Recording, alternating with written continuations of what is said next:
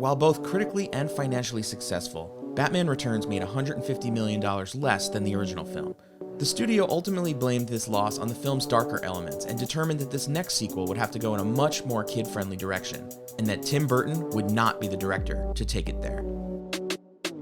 With Tim Burton's blessing, the studio hired Joel Schumacher to take over as director. Coming hot off of his successful adaptation of John Grisham's The Client, Schumacher was excited to take on the reimagining of Batman.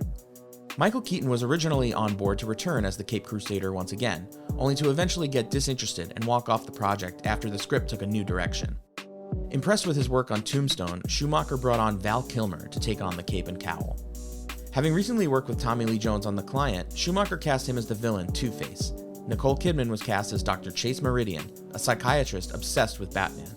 Chris O'Donnell was cast as Robin, and the coveted role of the Riddler was given to a young comedic rising star by the name of Jim Carrey. Principal photography began in the fall of 1994, and right off the bat there were some strange dynamics at play. Tommy Lee Jones, while a reported pleasure to work with on The Client, was easily annoyed by the quote-unquote antics of Jim Carrey, who was famously told by Jones, "I can no longer sanction your buffoonery." Val Kilmer also butted heads with Schumacher, who called the actor rude for often starting arguments with crew members. As a result of that, Kilmer continued to act like a diva and refused to speak to Schumacher on set for 2 weeks.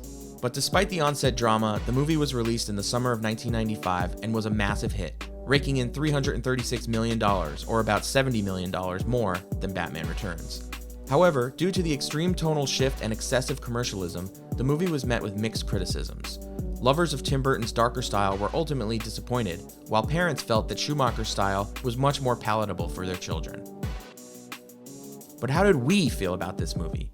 It's time for us to find out. So paint half of your face purple perfectly down the middle, maniacally leave easily solvable riddles at your local billionaire's residence, and get ready to play with your bat nipples along with us as we dig into the holy rusted metal of this third movie in the Batman motion picture anthology series. 1995's Joel Schumacher classic, Batman Forever. This is a show about franchises. Superhero movie franchises. You're listening to License to Watch. Why in the world was this movie made?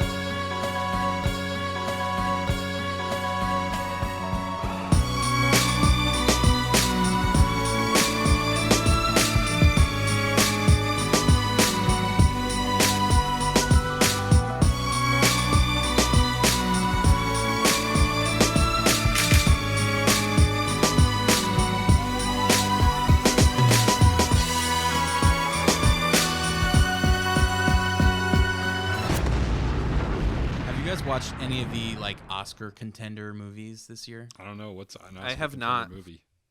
This is a really strange year for movies and for award shows. I probably have. What are some of the names? Ma Rainey's Black Bottom. Bottom Boy. I haven't seen that one yet. I haven't seen Minari or First Cow, which were kind of early.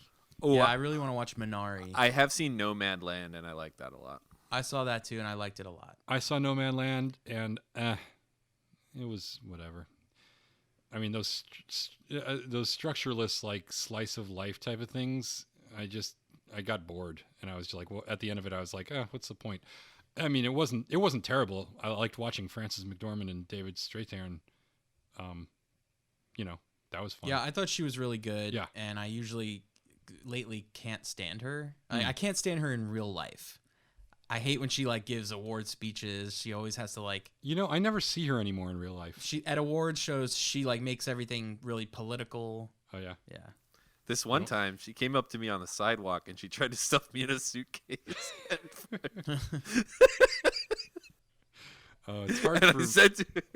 It's hard for me to really even know what you're talking about. And you just this is referencing something you just said, and I'm still kind of baffled by it. I know. I forgot we were recording already.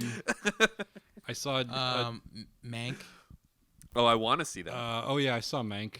I liked Mank. I was let down by it. Yeah, I liked it, but it's probably my least favorite David Fincher movie. Totally. You know? Totally. Yeah. You know what upsets me about it is the font in the fucking posters. It looks like it says Mark, and I'm just really bothered by that. Every time I see the posters everywhere, and I'm like, yeah, I would want to see this movie, but it looks like it's trying to tell me I want to see Mark, and I don't want to see Mark. I want to see Mank. I've had enough of Mark. Mark is canceled. I've had Mank enough is of in. Mark.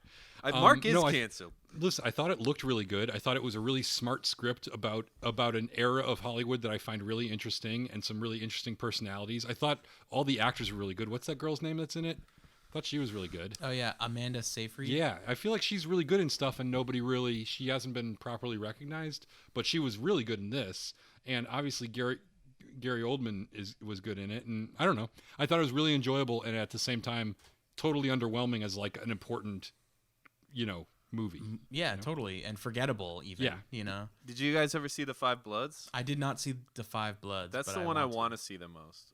Even more than Mank, actually. I was probably expecting too much out of that, partially because it was so hyped up as like this great, contender. And it really, I think if you went into it with low expectations, it would probably be okay. But once again, it's like, it's one of the Spike Lee movies I'm least likely to ever watch again. It wasn't bad, but it was like fine. What about Judas and the Black Messiah? Have you seen that?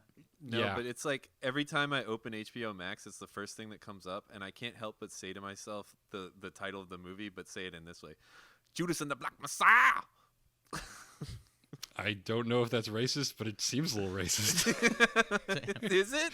I don't know. I'm not trying to be racist. Maybe it's at just least like, cultural appropriation. well, I'm sorry. You know what? Doing I'm black gonna own up preacher to voice. it. I'm gonna own up to it right now. I'm sorry. I apologize. But in my I kind head, of hate movie titles yeah. that have too much going on in the title. Yeah. Or it's like this, and it's like two really like different things. Like there's this movie that came out like a year ago, and it's like the story of Hitler and the Bigfoot or something. Do you guys the remember? man who killed Yeah, Bigfoot and yeah. then Hitler. Or something. They call it the Bigfoot instead of just Bigfoot. Yeah. And I was like, I won't watch that movie because of the title. So have neither of you guys seen Judas and the Black Messiah? No, well, that's what I'm getting at. Is that title like feels at first when that turn-off. movie was first coming out? Yeah, it was a turn-off title.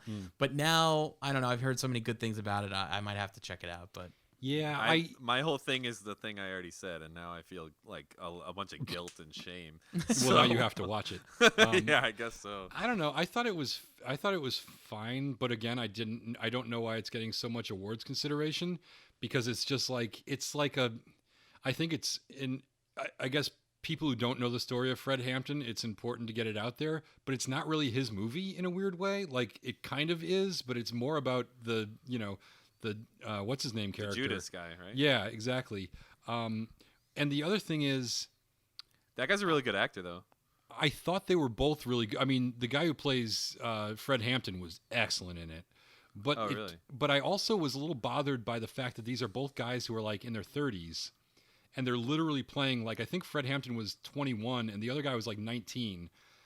And I think casting younger people would have really made it clear, A, how accomplished and commanding Fred Hampton was at such a young age, and B, like what a weird tragedy it was for like all these people to, lose their lives and be put in these positions as like kids almost.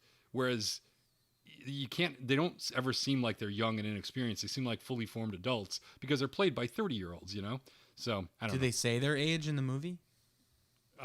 No, not. I mean, I think maybe they mentioned it at some point, but you would never buy that Daniel Kaluuya. It's not Kaluuya, is it? That's racist. But you never. No, that's me not knowing the man's name and maybe confusing it with a very nice liqueur. Same. Which I think is a positive thing. Anyways, but they don't say his name. But there's no way you can watch that movie and buy him as a 20-year-old. Anyways. Oh, and the They're girl, pretty young. the girl who young plays guys. his wife is really good in it too, and she's from this movie called Night Comes On. I can't remember what the movie was called, but it was kind of an underrated indie that nobody saw. But I'm glad she's getting more work. So the performances were good, but the movie didn't What do about the much for me. trial of the Chicago 7? I heard that was bad. Yeah, and I kind of didn't Sacha Baron Cohen win some award for that? I think he won for that. Like won a Golden and Globe. Borat. Oh, the Golden well, Globe, I guess yeah. if it's a combo thing, fine. Or no, I think he won Borat won Best Comedy or Musical. Oh, okay. And then he won Best Actor in a Comedy. Okay, as long as it wasn't for Chicago 7, because his accent was fucking horrible, and he really wasn't that good in it, and he didn't have a very big part. But it's like, if you like Aaron Sorkin stuff and that Aaron Sorkin dialogue, it was good for that. But well, my friend said he keeps like doing the same joke. My friend Don, he keeps doing the same joke. Is like Aaron Sorkin is way too good of a writer to have to work with a shitty director like Aaron Sorkin. You know, like that is kind of a good analysis. Yeah. I'm sure that joke was stolen from somebody else, but that's a pretty good analysis of that movie. That's like the hot take analysis. That's almost like I was like, this joke is less funny and like more like informative to me. Well, it's like the Aaron Sorkin Steve Jobs movie, which that script has very clever moments and very good scenes, and yet it's not a good movie, and it doesn't hold up as like basically, you know, the whole structure of it doesn't hold up. Whereas if he wrote The Social Network too, and that's great, you know. So. See, I don't know, like this whole time, like I'm feeling so much guilt. Like we talked about Michelle Pfeiffer, how she's going to come after me for saying that like she wasn't good enough. Now Aaron Sorkin's going to come after me because I'm bashing on him. Mm-hmm. I like accidentally like, I guess. Was insensitive, yes. Yeah, was insensitive. I fucking. A moment ago and had the quickest turnaround from being insensitive to being canceled to going on your apology tour to being completely forgiven. All in the span of about 5 minutes of this podcast.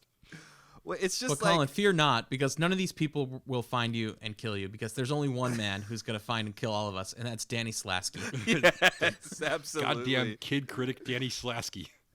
I just like, there's a ton of movie titles where like in my head, it's like I read the movie title with like a different thing, you know? Mm-hmm. Like even the Batman movies, which we're supposed to be talking about this whole fucking time, is like, tons of times when I read the word Batman, in my head, it's like Batman instead of Batman, you know? That's odd. Yes, that's You've odd. said it enough on like all of our shows, subtly. Yeah, it's easier to say it that way. And like that'd be a great Batman villain thing to do, is like call him Batman and then see what he does. Yeah. That fucker. Like that's his last name. Yeah. His name's John Batman. And the villain's the mispronouncer. And that's his power, is he just needles people by intentionally mispronouncing their names. And finally Batman like loses it. He's like, God damn it, you know you're saying that wrong. He's like, damn you, Dr. Speech Impediment. I'm going to rob the fierce Bankay of Gotham. Gotham. National, the first national Bankay. Batman's just like, you're not a good villain. This is really beneath me. Then the Condiment King just like bursts through the wall. He's like, I'm here too. Batman reaches onto his utility belt and gets the bat speech therapist. It's okay, Robin. I've got the bat speech therapy spray. I have the bat pronunciation guide right here. And as for you, Condiment King, bat hot dogs. Perfect. Sacco, Bafo, Kapow. This is License to Watch. I am Matt McGregor, and I am joined by my lovely co-hosts Colin Shaw and Harris McCabe. What's up, guys? How are you today? Yo. I'm here. I'm ready for Batman. I'm so excited. I'm bringing a little bit more energy than just a yo, Harris. Yeah, I'm less excited because I had to watch Batman Forever twice this week. Oh, no. Little zing on Batman Forever. Oh, I want to play it in the background while we're going here. I'm getting shots in early. I got it going too. We are done with the Tim Burton movies, and we are on to the Joel Schumacher movies. Joining us today is a very special guest and friend of the pod, Aaron Cooley. Aaron is a talented writer, producer, and author. He's also the creator and executive producer of the upcoming Showtime dramatic series, The First Lady, which will be out next year. April of 2022. Wow. Yeah, assuming we don't have another pandemic, then I can't. I don't know what will happen. Well, but thank you guys for having me. And thank you for making this your earliest recording. Am I the oldest person to be on this pod? Because I had to request the early recording time so I can go to bed. That's a great question. I don't know if you're the oldest. I don't know. I thought we had somebody old before, right? I mean, Harris is old. Harris is always the oldest. I'm oldish, but I'm a night owl too, so it's not really the same. Well, I was in college when I saw this movie in the theater. Does that make me older than all of you? Yes. By a lot? No, not by a lot. You're just edging me out, I think. Okay. I was 10 years old. And saw it in so the that theater. would count as a lot. Between me and you. That's It a lot. counts Yeah, Yeah. I hung out with a lot of college kids as a 10-year-old. No, I didn't. Oh, that's the podcast I think we'd rather attend. I hung out with a lot of guys dressed in black rubber when I was a 10-year-old. I actually, I am happy to say that the night I saw Batman Forever involved some arrests, and I can tell nice. that story. Wow. Really? Yes, it was college, guys. We can get into that if you want. People got too hyped on Batman Forever and they just hit the town and like had to be detained. Gosh, and that's a good question, a good theory. How much did Batman Forever have to do with the arrests, with the arresting behavior? Before we begin, I probably should have asked this, Matt, earlier in the week. But has anyone been canceled after being on your podcast, like cancel culture? Like Us, all three of us, every single time. Only us, yeah. yeah. I think Are you constantly on pins and needles that you'll have to cancel the whole podcast if someone says something wrong? I think that would require people to actually listen to the podcast. For us there's a to lot. be There's a canceled. lot of things that are keeping us from being canceled. And also, if somebody says something real offensive, Colin, we just cut it out. Oh, right, that okay.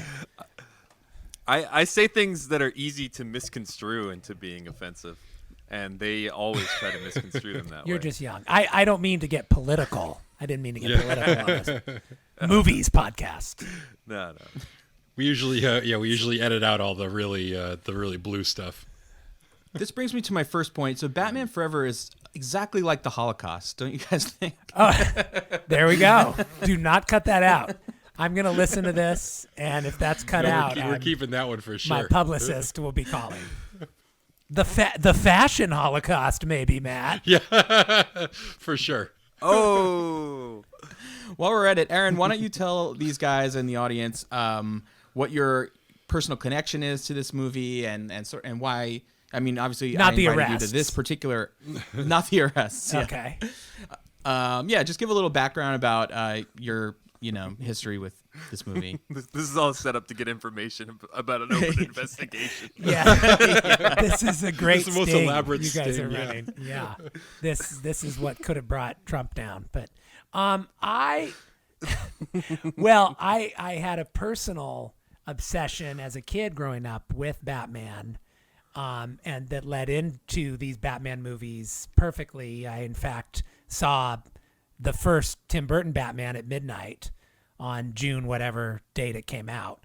But I think you're referring more to the fact that I worked for Joel Schumacher for 17 years, 11 months. The last 17 years, 11 months of his life. I worked for him. So I did not work for him during Batman Forever, but there was a lot of Batman Forever and Batman and Robin constantly crossing in our lives. I was telling Matt that he asked, "You gonna watch the movie again this week?" And I said, I might fast forward through it. I've seen it like 10 times because one of my jobs working for Joel was whenever a movie is going to air on a new cable network that it hasn't been on before, or it's going to be on an airline that it's never been on, the DGA sends the director a letter and they have to approve that cut, even if it's something as simple as the credits being sped up at the end. And Joel never approved his, just to rip back the curtain here. I always approved the television versions of Joel Schumacher movies. So if you don't like the way the cuss words are taken out of Bad Company, you can email me. But so I saw Batman Forever 4 or 5 times in the last few years just from watching TV. So I should probably correct myself. I didn't see Batman Forever. I saw the USA and the USA Up All Night and the I don't know what other funny cable networks. Where I've they come took up out with. all the swear words. I saw 'Cause the that- United mean- Airlines Batman Forever. Yes, I haven't actually seen the movie since the theater, since Jim Brennan and Pat Dunn were arrested. Yeah, they took all the F-bombs In Like out Us of We it for Go the TV So- version. Yes, they did. So can you be vindictive about that? Like, I got a bad meal on Qantas once, so you're not getting forever. You have no idea, Colin. No, I did become. I kind of became a diva on the cable versions, because sometimes they, like, what would be most helpful. Matt will love this because he's an editor. No one else will care. Sometimes they'll send you a DVD, or these days a link, and it will go right to like the 30 seconds before the edit and the 10 seconds after. And so you can just zip through them. Sometimes they send you the whole movie. And by the end, I was a diva. And if I got the whole movie, I'd say, I'm sorry. Can you resend it to back. me as just the edits? Just the edits in like a 20-minute file. That was actually my next question, is if you had to watch... Yeah, I was going to ask if you had to watch the whole movie every single time, but you answered the question. Was there a lot of talk about whether or not joygasm was an appropriate Instead, term he just says, for, cool. Oh, I wish I remembered that specifically, what they did with that. But Yeah, this movie has a lot of great lines, but not a lot of curse words. yes, that's true. I just don't want kids to hear joygasm on Turner Broadcast. Yeah. Yeah, I mean- critic Danny Slasky would have a fit about joygasm. The main thing about Joel and Batman Forever is he was very proud of Batman Forever, and ashamed of the next movie you guys are going to watch. But he was when I was growing up as a Batman fan, it was interesting listening to your Tim Burton episode, because as a kid, I was like the perfect age to sneak reading the original 4 issues of Dark Knight without my parents knowing what was actually in there, and the 12 issues of Watchmen, which had actual like nudity and fucking. But I remember being so thrilled when the Tim Burton Batman came out, because I think just because it was dark and his costume was black, I actually thought that they were going in the direction of Frank Miller and dark comics. And at that time, it even seemed like they were, because superhero movies had been so dorky, because Superman 4: The Quest for Peace had been the last superhero movie I had seen. It was relatively dark. It's so interesting to hear your podcast where you guys are rewatching that movie, which I didn't do. You're rewatching it, from the POV of post Marvel, post Chris Nolan, post Bryan Singer X-Men, where even that movie seems campy. But as you guys all know, because I'm sure you've done the research for this podcast, the second one was considered so dark by the studio that they basically hired Joel to make Batman Forever a kid's movie. And it's a weird thing where it's like, I'm not sure if it's its own movie or if it's a sequel, because it's got Michael Goff as Alfred back, and the commissioner. And so it's very strange. Yeah. But The glue. But everyone else is new.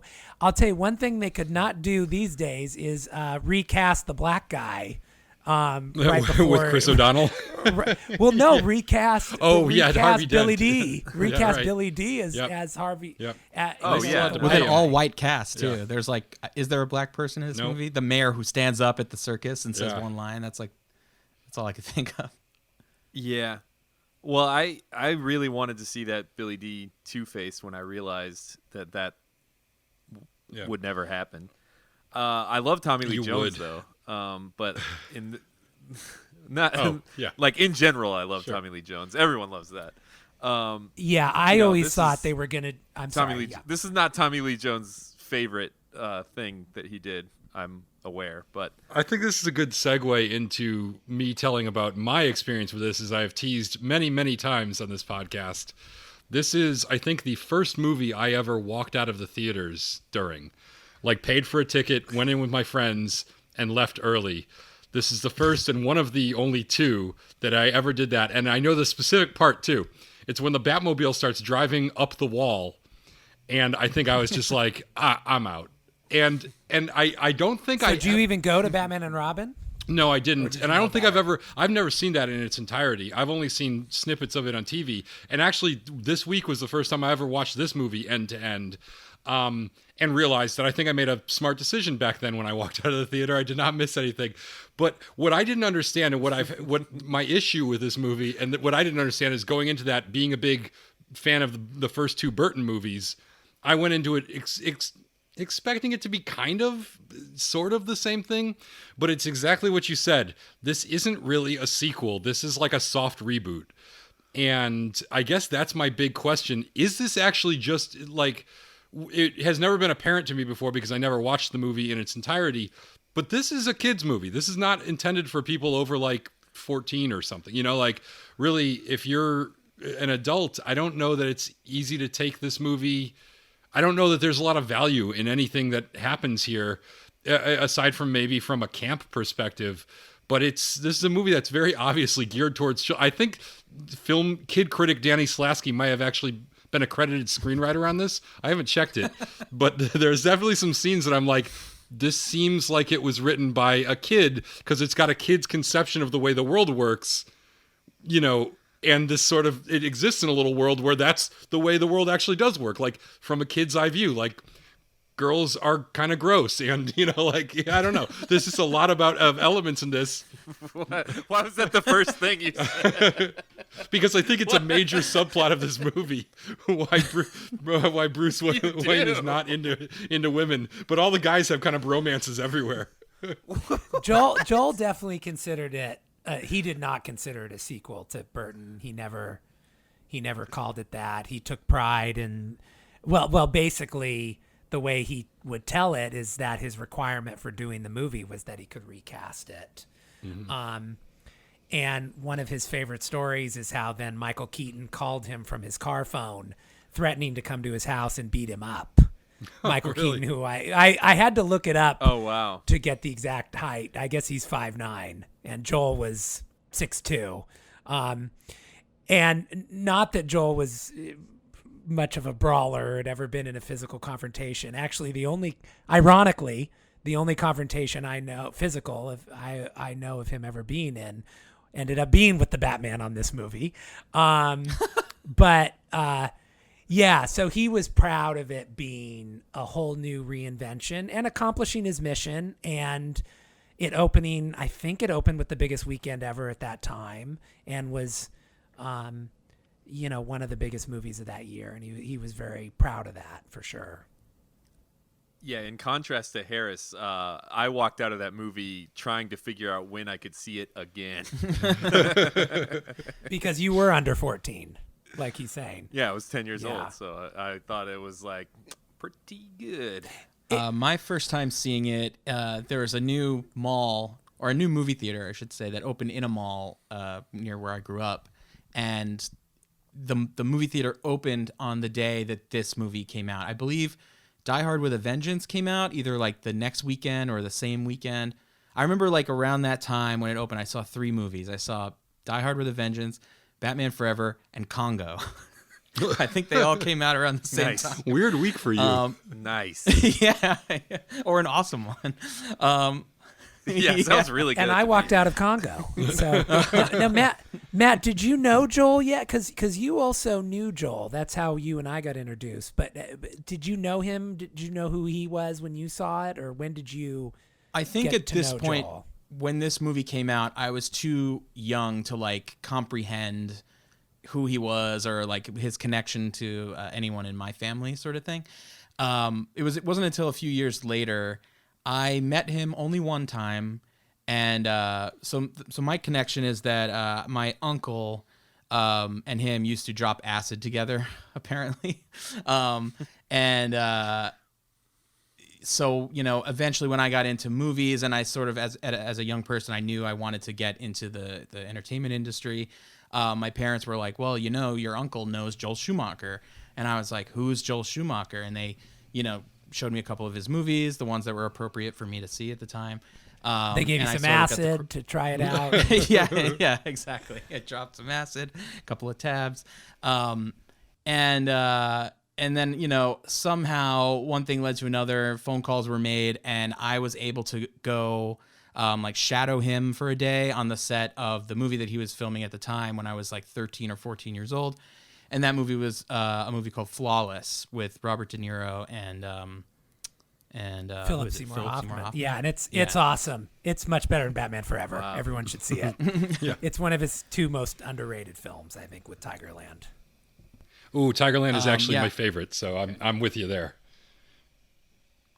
Tigerland is the one with Colin Farrell. Yep. Yeah, it's the Vietnam boot camp movie, and those 2 and Falling Down are way up there for me in terms of the lesser known. Well, Falling Down is lesser known, but in terms of kind of the darker, not popcorn fare like this one. I think Falling Down is a great movie, and it's speaking of movies that could not be made today. It's a movie that probably should be made today, but they would never touch something like that. Yeah, that character is a trumper. If I've ever. Yeah, right. Absolutely. I don't really know what your audience is. I probably should. It's kind of an MSNBC audience. Or you guys like a Newsmax? I have no idea. We actually don't get into the politics that much, so I don't actually know what our audience is. But I don't know.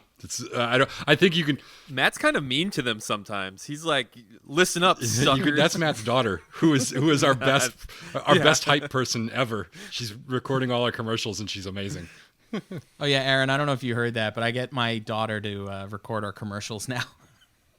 Nice. We do like ads for our Patreon, which, by the way, for $1 a month at patreon.com/L2W, you can subscribe today to get bonus content. That's an organic placement. You probably should have done that before I spoke, and scared everyone off. But thank you. Everyone should contribute. No, like we say whatever we want politically.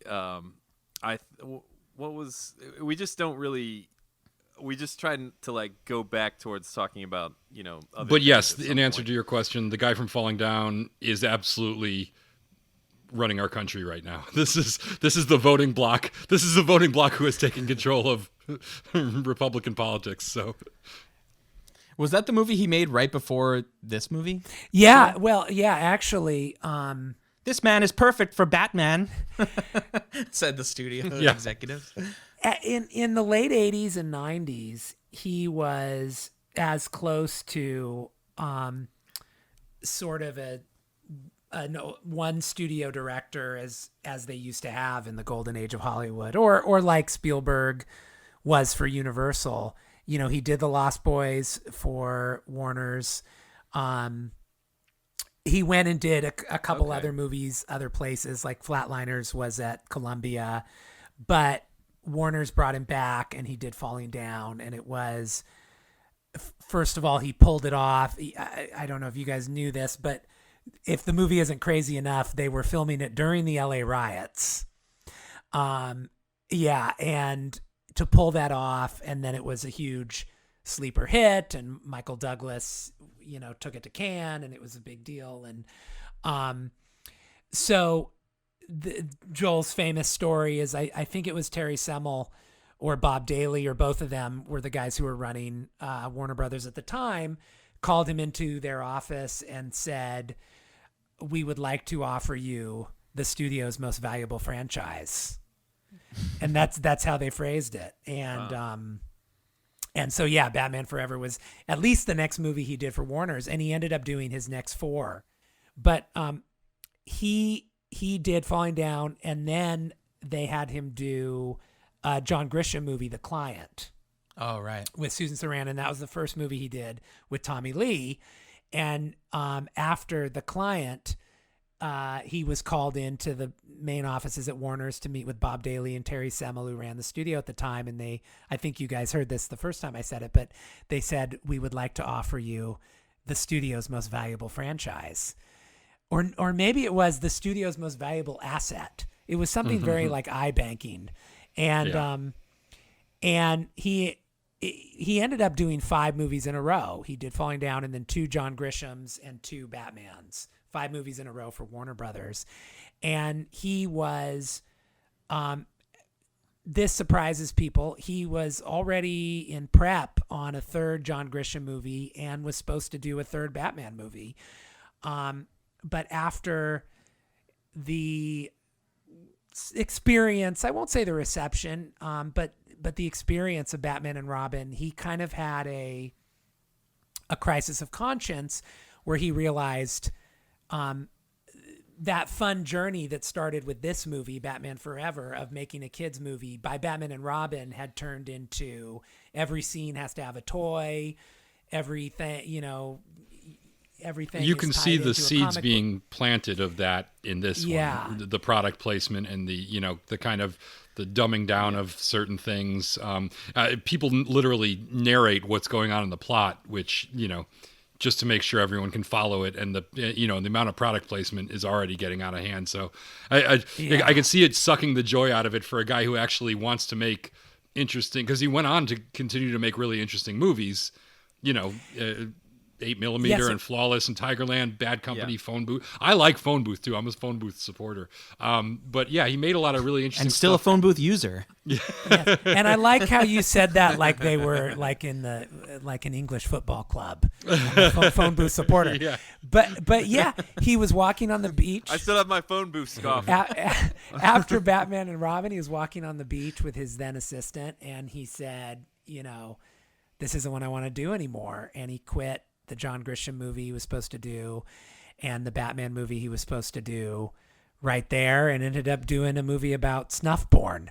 So he really did change gears. And I think now, historically, when people look at it, it looks like Batman and Robin was a failure, and then he went and made these small movies. But it was definitely, he was at the top of his game. I mean, Batman and Robin still made, $100-something million, which was more than just a weekend then. It was a lot of money, and he made the choice to go make more interesting films. That's funny because we sometimes try to, without doing too much research, retroactively piece together where people are in their careers based on, what they did before and after the movies that we watch in these franchises. So it's funny to see that perspective, because I could definitely see, looking at his IMDb page, how you would get that idea that like, oh yeah, Batman and Robin didn't do as well, so he didn't get to go back to do that, and he had to make these little indies again. But what's interesting is that these smaller movies that he made, you could see that, like, from a different perspective, he got sick of doing the stupid Batman bullshit and jumping through hoops for these major things, and just decided to go back to what was more interesting to him. And God knows, like, how much money can you make? Do you really need to do blockbusters forever if you really have interests that are more varied? It's almost as if he didn't have to be Joel Schumacher, but he was Joel Schumacher because he chose to be Joel Schumacher. That was deep. Yeah. Batman Forever. It's a nice way to bring it back around to this movie. Thank you, Matt. No, it's not a nice way to bring it back around to this movie. It was very painful. It was a terrible way. Yeah, terrible way to bring Come on. But go on. Let's bring it was back good. around to this movie. Hello, I'm Dr. Dorcas Malorcas. I'm Chief Researcher here at License to Watch Laboratory. License to Watch Labs has found that the healthiest possible thing for you to do is to subscribe to License to Watch Patreon page. We've been poring over the data that we have gathered here at License to Watch Labs, and it all suggests that you need more License to Watch in your life. The best way to get more License to Watch is to subscribe for only $1 a month to License to Watch Patreon page. www.patreon.com/L2W. License to Watch Patreon is only $1 a month, and you get all the exclusive bonus content that License to Watch records every month. That's www.patreon.com/L2W. Science says that you need to do it. Should we, before we get into the plot, should we summarize the plot, Harris? Yeah, okay. I'm going to try to... I've face planted on my last 2 plot summaries, haven't I? And they're still letting you do have it. not been good. Yeah, you're not good at it. All right. I'm going to try to do better, but once again, I'm not really prepared, and I don't know if I can come in under 2 minutes, but I'm going to try. I actually thought about the plot, though, when I was watching it this time, which I haven't done the last two. All right. All right, so Aaron, we're just going to let him try to do this in under 2 minutes. Ready? On your mark, get set. Joygasm. All right, so Two-Face is robbing a bank, and Batman shows up and meets some really thirsty doctor lady, and then he fights Two-Face and his goons, but Two-Face gets away, and then Bruce Wayne meets Edward Nygma, this thirsty brainwave scientist who's in love with him, but Bruce breaks his heart, and then the thirsty doctor uses a bat signal to call Batman, and she's like down to fuck, but he thinks that girls are gross, and then Edward Nygma uses brainwaves to steal Ed Begley Jr.'s brain power and then throws him out a window. And then Bruce Wayne takes the thirsty doctor to the circus where Two-Face tries to blow everyone up, but Dick Grayson saves the day, but his whole family is killed. So Dick goes to live with Bruce for some reason, even though he's clearly like in his mid-20s. So Edward Nygma becomes the Riddler, and he's still like super thirsty for Bruce Wayne. So he teams up with Two-Face, who's trying to kill Batman. And Drew Barrymore and Debbie Mazar are there for some weird reason. I don't know why. That's really important. So then they start robbing. Shut up. So they start robbing banks. It is important, damn it. So they start robbing banks to raise enough money to use the brainwave thingy on everyone in the city. And then Master Dick discovers Bruce Wayne is Batman, and he steals the Batmobile to go fight some Dayglow backlight-themed street gang. And he wants to be Batman's sidekick, and Batman's like, no. But then later, Dick saves him from drowning in like corn or something, and he's like, okay, or maybe it was sand. I don't know. So while Batman is getting bat therapy, the Riddler blows up the Batcave, and Two-Face shoots Bruce Wayne, but they don't kill him. So then Batman and Robin have to go save the thirsty doctor from Two-Face, and Robin beats Two-Face, but then he decides not to kill him, even though all he wanted to do was to kill him, and he lets him live, and then somehow that means that Two-Face actually gets an advantage and kidnaps Robin, and then they somehow put them into two little compartments and drop them down, and they say, Batman, you can't save them both, but that is totally not true, because he does save them both, and he blows up everything and the brainwave thing, and the Riddler's face gets melted for some reason, but then it's back to normal, I think, later. And it's a big, incoherent action sequence. And also, there are giant heads and faces everywhere in this movie. The end. Oh, nice. That was That was your fabulous. closest one. What's that? Did he do He it? did it in like 2:03. Did he get under two? It 3 was seconds over. fantastic. Oh, that counts. I have Yeah, to it was say a though, when you say Master Dick, it sounds a little weirder than Yeah, a no, butler Master Dick with an is English accent says it. He really intentionally forced that in. Yeah, I did. I And did. I feel like there's like a young person's meaning of thirsty I'm not aware of. I feel like not. Yeah, it's like horny for Yeah, someone. like openly and blatantly horny for someone, and there's a lot of thirst going on in this movie. This is a thirsty movie full of thirsty Not like they people. need a Pepsi. Yeah, Joel, no, but they Joel probably need a Pepsi. believed in thirst. Joel was a big believer in the sexual attraction going every direction. It is going all over the place. Well, so I gotta. I'm also a Schumacher fan. I didn't get to talk about it. I'm big into. I liked Flatliners. I also have seen A Time to Kill like 30, 40 times or something like that, to where like it's like not even the same movie to me anymore. Yeah, they It's just, deserve to die, and I hope it's they like- burn in hell. They burned in hell. Yeah, it's like he says it so many times in my mind now that like I've seen it so many. That's not important. I've seen St. Elmo's Fire a number of times, and that's something Matt nor Harris have ever watched. Really? And I don't know how to explain to them exactly what it is. Listen, and, I have never turned St. Elmo's Fire on and watched it from beginning to end. I have seen it enough, I think, in passing here and there to know that Rob Lowe plays a saxophone, and it has that music, that famous music from it. I know the song too. Yeah. Do I Yeah, the pass song's the great. St. Elmo's Fire test if I know the song? I'm just curious. Do you have any like little? This is thoughts not a on- St. I knew Elmo's this was Fire coming. podcast. No, You this is love that was St. before Elmo's. your time. I warned Aaron Matt- about this. Yeah, Matt I said actually this was coming. brought that up. He said, "By the way, Colin's probably going to mention St. Elmo's. He wants to do St. Elmo's. Do for a not podcast." engage. Just refuse. Yeah. Do not engage. Just exit the Zoom. Talking about Batman Forever, damn it. I've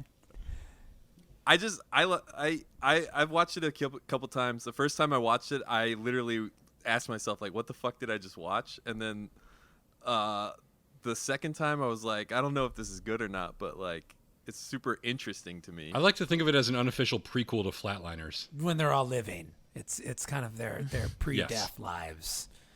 Yeah, they don't do anything death or sci-fi related.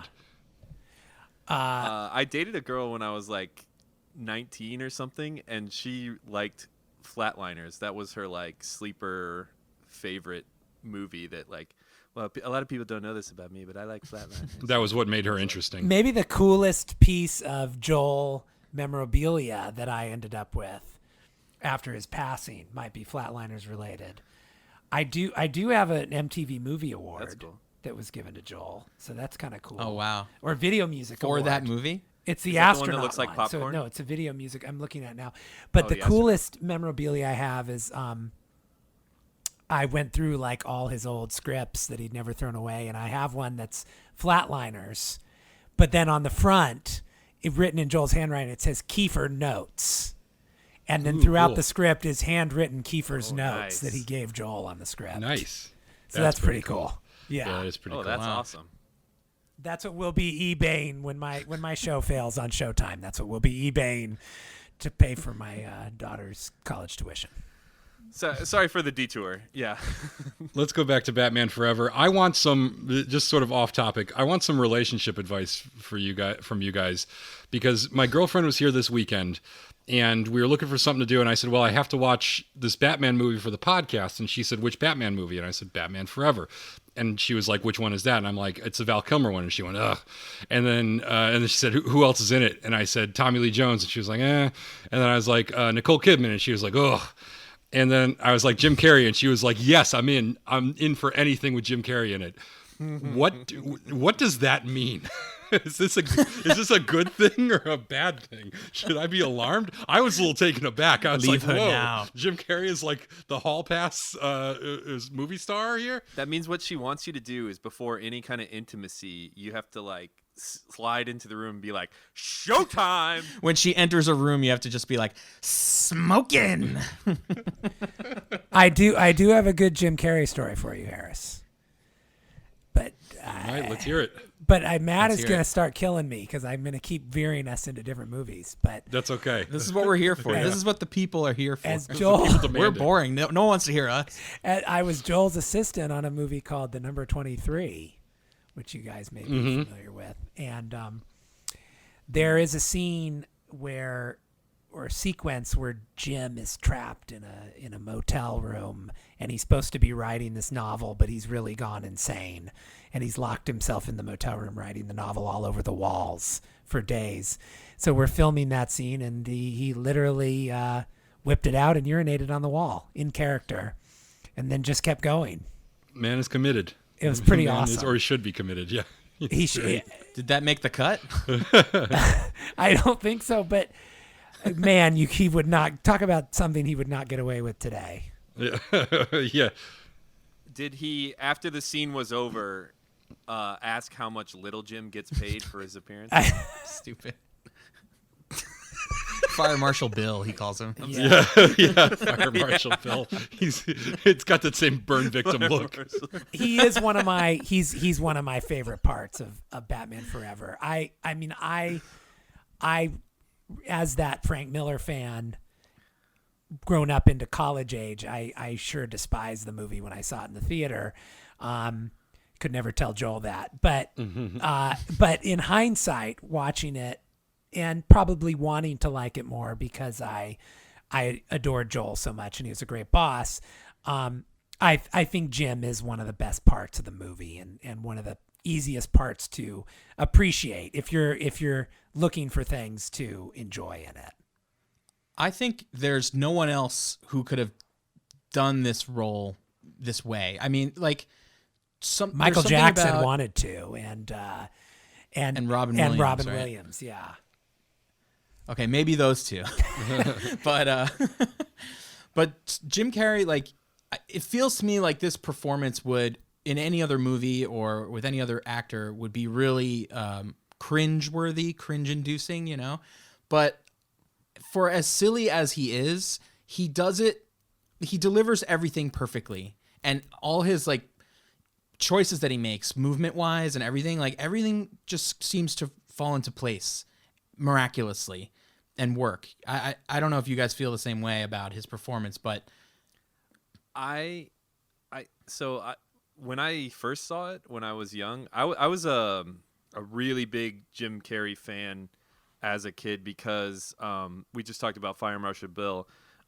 My dad was willing to show me parts of In Living Color before I was like officially allowed to watch In Living Color. So I knew about Jim Carrey very early on, and I got to see, Pet Detective and all that other stuff, Mask, obviously. Dumb and Dumber. Most and so, people like, call it Ace Ventura. Dumb and I've never Dumber, heard yeah. anyone call it Pet Detective. That's awesome. Well, it's his job. You really derailed me on that. I'll keep quiet. I'm Okay. sorry. So yeah, no, my original kind of reception for me personally was that like Jim Carrey was the absolute best part of the movie. It was one of Jim Carrey's best movies. Jim Carrey was like at the absolute peak of his game, and I now, after seeing it so many times, it's no longer my favorite part. I don't know. I think the big criticism that people have for it is that like it's Jim Carrey being Jim Carrey rather than Jim Carrey being a character a little bit, so that sort of classic criticism, which I don't mind at all. Like I still like it anyways. I'm kind of still with you guys, but yeah, it's not as much my favorite part anymore as it was initially. And I do like Jim Carrey being serious now that I've seen that later in life. I'm like one of the few people who I know who likes The Majestic, and I love The Truman Show, and everyone loves The Truman Show. So You're not saying how you felt about number 23. I haven't seen all of number. Only seen numbers 1 I'm through 14. looking So forward to watching it. That's a Colin Yeah, joke.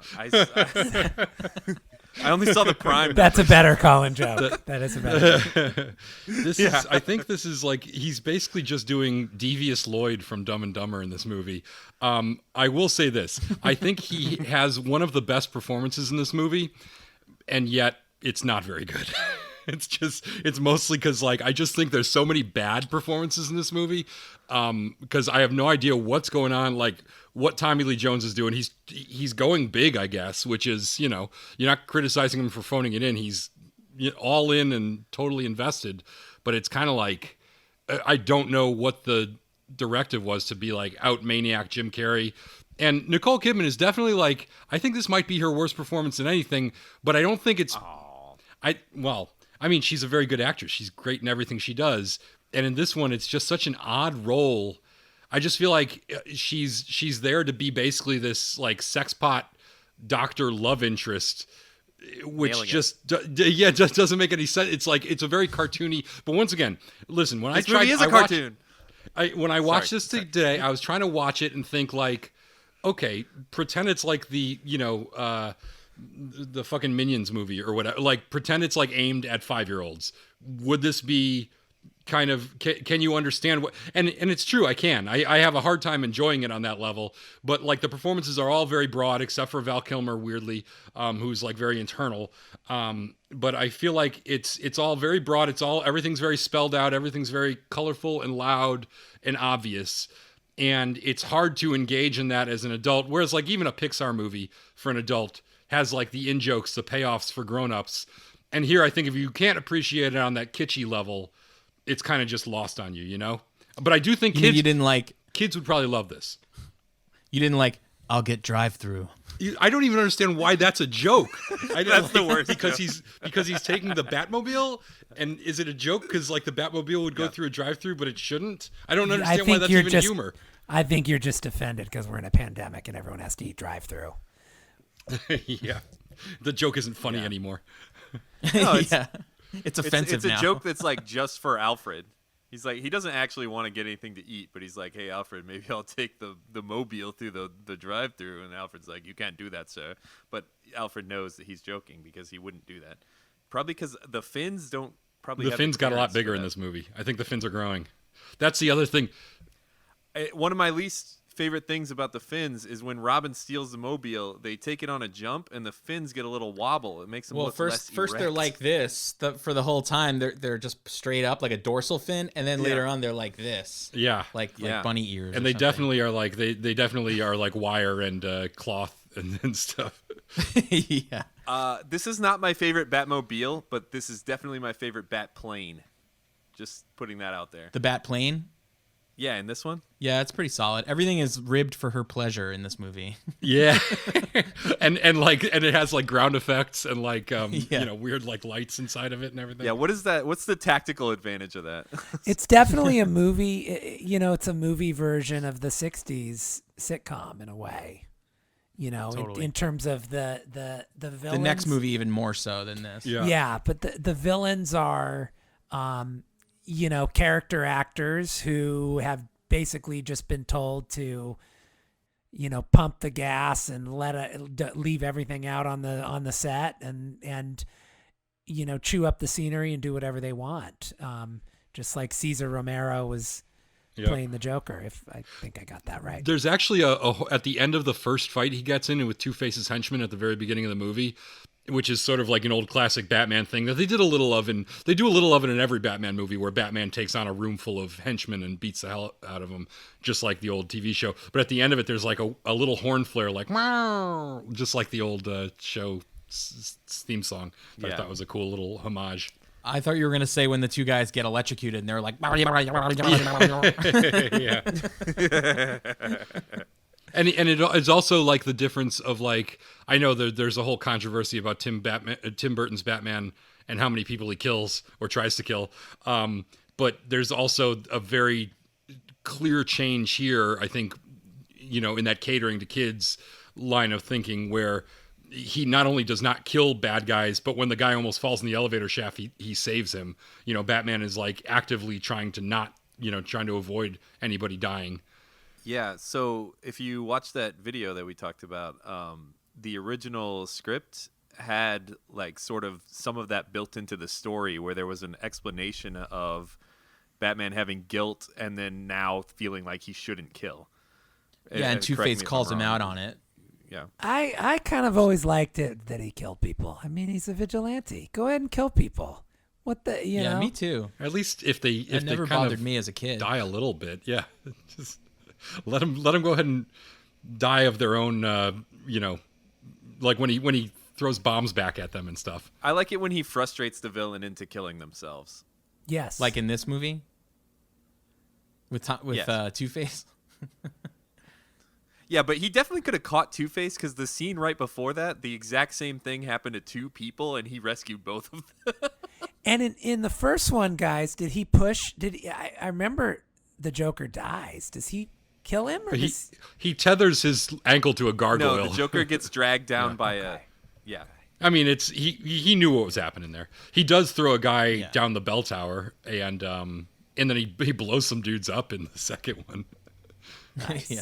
He like lights a guy on fire and he burns to death. And all of his equipment has tons of machine guns on it for a guy who uses non-lethal force. Yeah. Let's talk about Tommy Lee Jones as Two-Face. Yeah, I got a question. What's worse, his performance or his makeup? Was that your question that you told us about earlier? It looks like a Halloween mask. It's supposed to look like that. I know. Colin, from now on, whenever I criticize something in this movie, assume that I know that it was all intentional. This movie taught me what burn scars look like. And they look like those like little, remember those little squishy balls that had like angry monster faces on them when you were kids? Did you ever have those little foam? Well, that's what the side of his face looks like. Yeah. Pink veins. Yeah, exactly. Pink veins. I think something they didn't do that is like kind of the key to the Two-Face character is like making it, like explaining the fact that the face split is in fact an even split, which obviously would add to his psychosis, but also is like not likely, statistically speaking. So, like you never seen someone like literally exactly half of their body is what's injured in whatever the traumatic event is. Especially the way they show how it happened too. How like he literally gets splashed in the face and it like goes. Oh, it just goes all over his It doesn't face, look too. It very makes a perfect line Yeah. down his nose. It's a bukkake of acid on his face. There we go. Yeah. Oh wait, hang on. It's boiling acid too. That's exactly. Oh no, boiling acid. Boiling out. Boiling acid.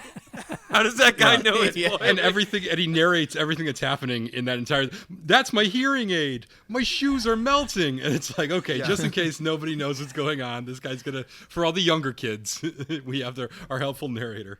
That guy's really funny, but there's nothing better than when Batman comes through the ceiling and the one guy at the party just goes, Batman! Yeah, it's a classic. My big question about Two-Face is Tommy Lee Jones the right person to cast in that role? I know obviously it was supposed to be Billy D. Williams. Would he have been better, or is there someone else you could think of who would have been a better casting decision instead of Tommy Lee Jones? Or do you feel like he did a good enough job here? I love Billy D. Williams, but I feel like he's always the same guy from the Colt 45 commercials. Like I love Billy D. Williams, but he's very one note. I would like to see. I would be impressed if he could stretch himself out for Two-Face, but That's why he would be so good. Is like, as soon as you get the flip side of whatever that is, like, that's going to be bonkers. But I feel like Tommy Lee Jones, I think he just got in his own way because he wasn't like enjoying it. He didn't like Jim Carrey. He didn't know what to do about like going so big with the performance. I think he got very competitive with Jim too, and I think he went too big to try to go. You're never going to go bigger than Jim. yeah, especially when you're a guy who is sort of built his career on going small and being a little more internal. You know, it just seems funny to see him put himself out there like that. Yeah, He's a bit of a wacko in Under Siege, isn't he? Yeah. Yep. And Kind of like this. Yeah. yeah, still not this big. This by far. Yeah, It yeah. would be tough to find another role in his career where he tried to go this big. But yeah, he definitely plays, because he has moments of great but that's in Under Siege. It's moments of intensity. Like we talked a little bit about, on our text thread the other day about The Fugitive and U.S. Marshals. And that's one where he has moments where he is like definitely a little bit unhinged, a little bit frustrated, whatever. He's definitely got roles where it's not that he can't emote, it's that he just tends to save those moments, and they tend to just be less manic and kind of uncontrolled. Whereas this, apparently he thought this was the role, was Billy D in the second Burton movie? No. No. Oh, Only the okay. first. And Harvey Dent was not spoken of in the narrative of Returns. I wonder if Burton at any moment, I mean, even when they were making the first one, intended to turn him into Two-Face in a later movie. He would have to. You wouldn't need to name that character Harvey Dent. They actually had in his contract that he was going to become Two-Face if they ever did a Two-Face thing, and he had They had to pay him out. They had to buy him out to in order recast to cast what's his name, Tommy Lee Jones. They had to pay Wow. Billy D. Williams to not be Can in you it. imagine what kind of Twitter shitstorm that would be Oh yeah, today? yeah. That Between is- that that's and Marlon mind-blowing. Wayans, who was Tim Burton's pick to be Robin, getting recast as Chris O'Donnell. Yep. This would be a Batman So White tweet storm. And it's funny because Joel, he wrote Car Wash, and he wrote the movie version of The Wiz, and he directed DC Cab. DC Cab, yeah. Like he actually had some very diverse movies under his belt, and so it's, gosh, I wish I had a chance to ask him more specifically about that. I would imagine it was a studio note. Yeah, I wonder. That's what I was going to say. I wonder how much this was dictated by the studio, since they knew that this franchise was a cash cow.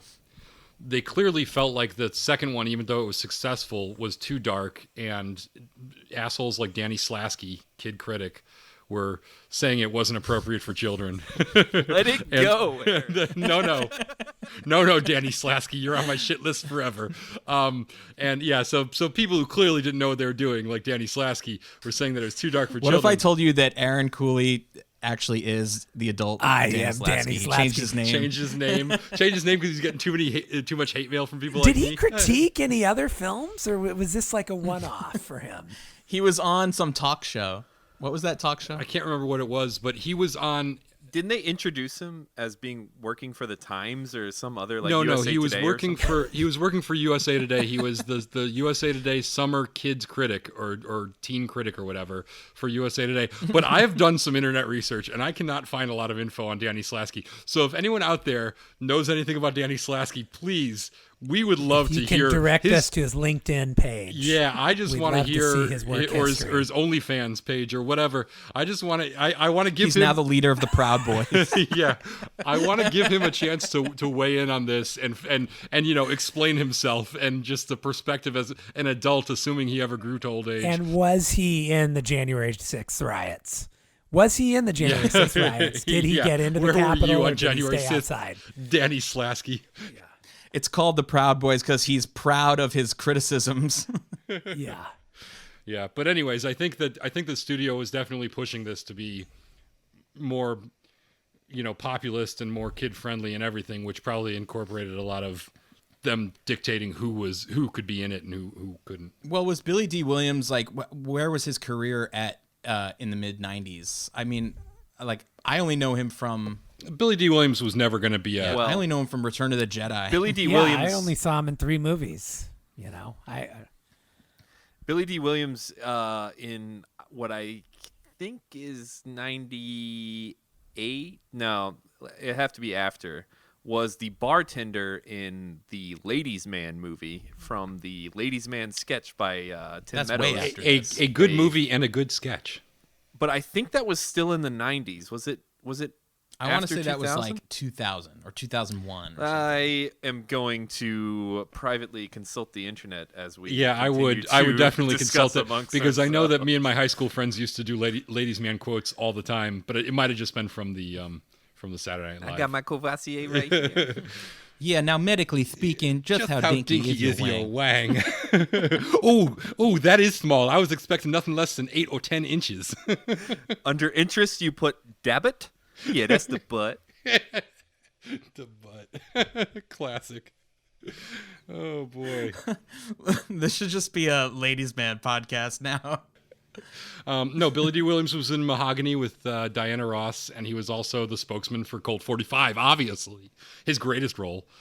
The Ladies' Man was made in the year 2000. Yeah, but Told you. Billy D. was not I don't think he was ever the kind of person who would be a huge box office draw by himself, but I think definitely more popular when the first one came out than when this one did, so...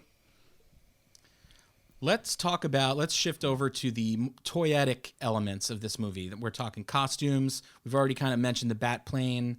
All the like things that when you were a kid excited you about this movie, like the little, elements.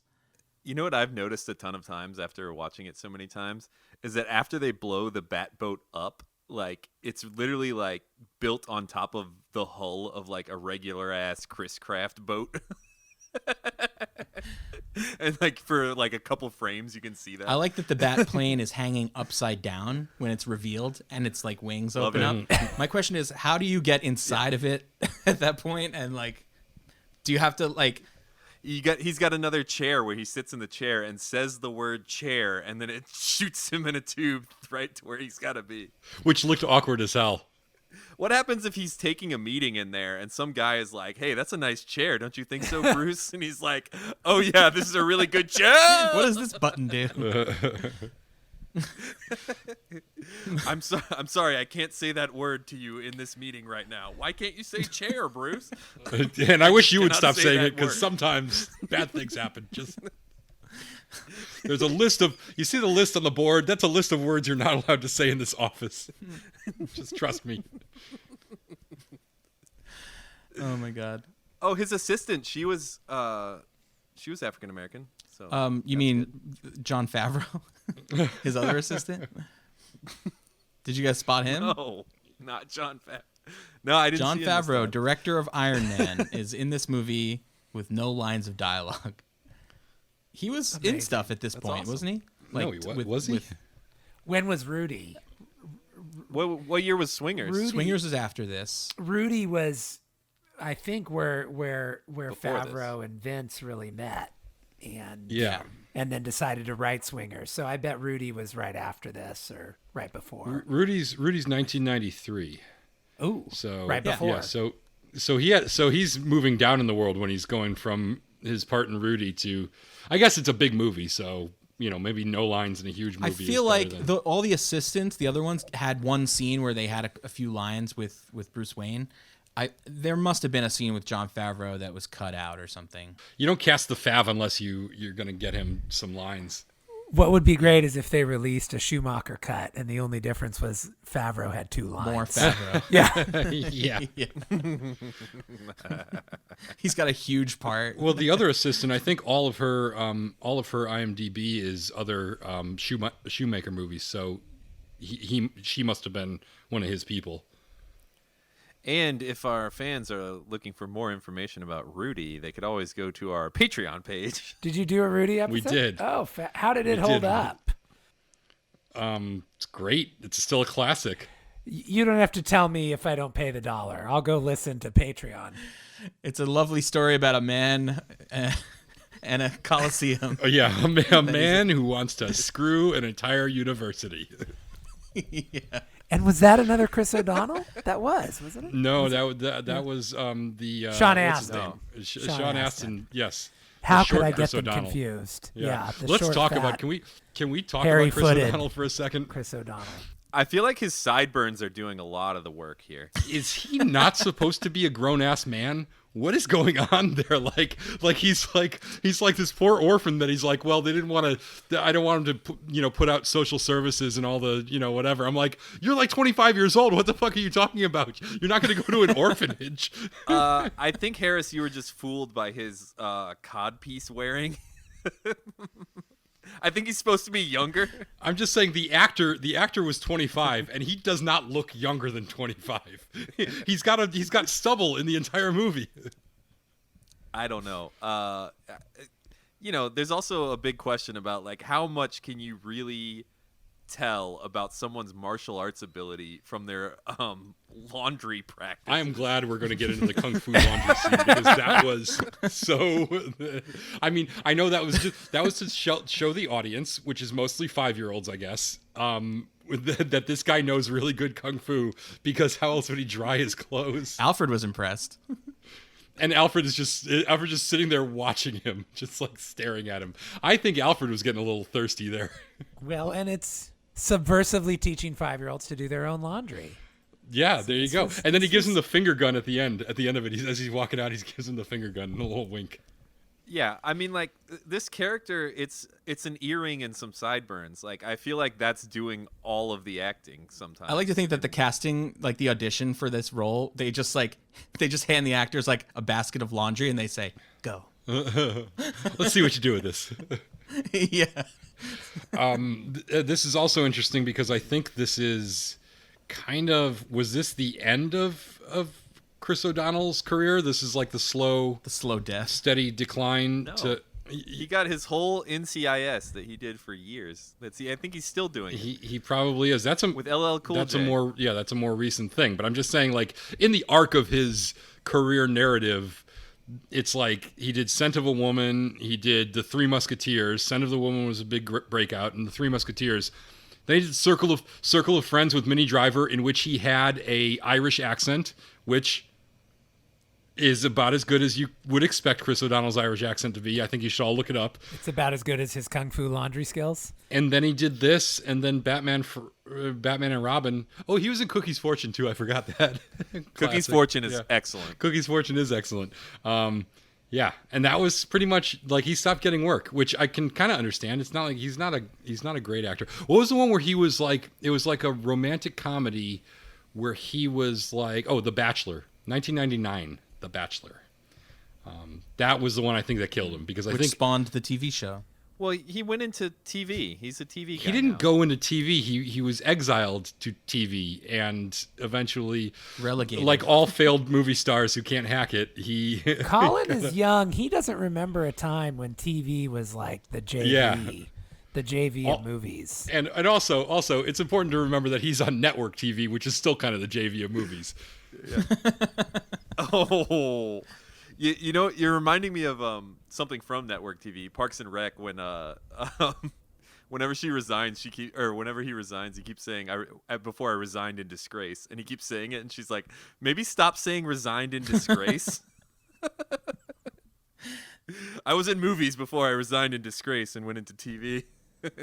All right, enough piling on Chris O'Donnell, unless you guys have anything to add. Yeah, going back to the gadgets for a second, I really like the Riddler's cane that he keeps swinging around. He has 2 different ones, or 3. It's not the same one?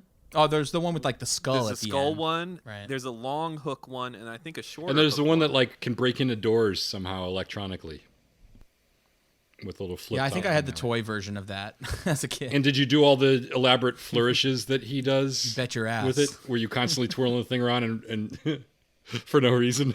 Did you get it taken away from you for like trying to hit a sibling or something? I feel like a lot of the kids who ever had that toy like got it taken away after they tried to Much like lightsaber try toys to strike are their just sibling like with it. Yeah, exactly.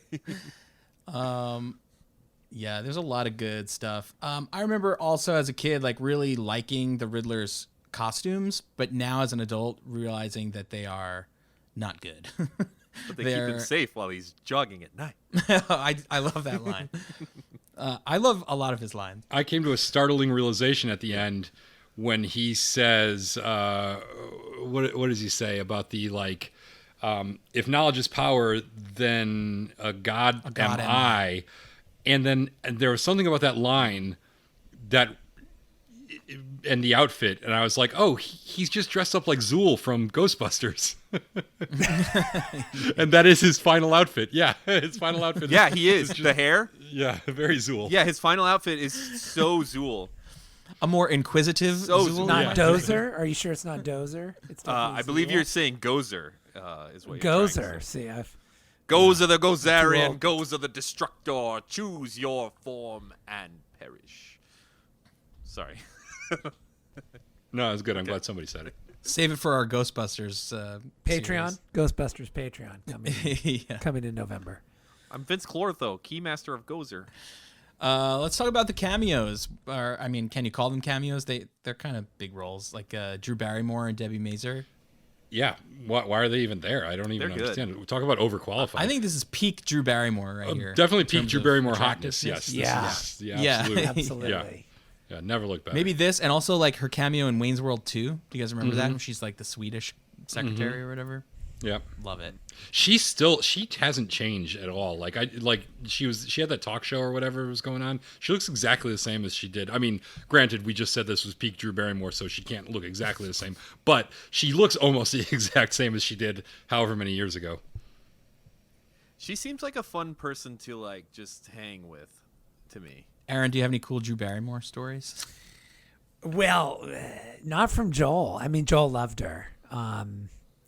Her daughter goes to my niece's school, so I've been to a party that she was at. It always blows my mind that she's only a couple years older than me, because she was like a famous person when I was still a kid.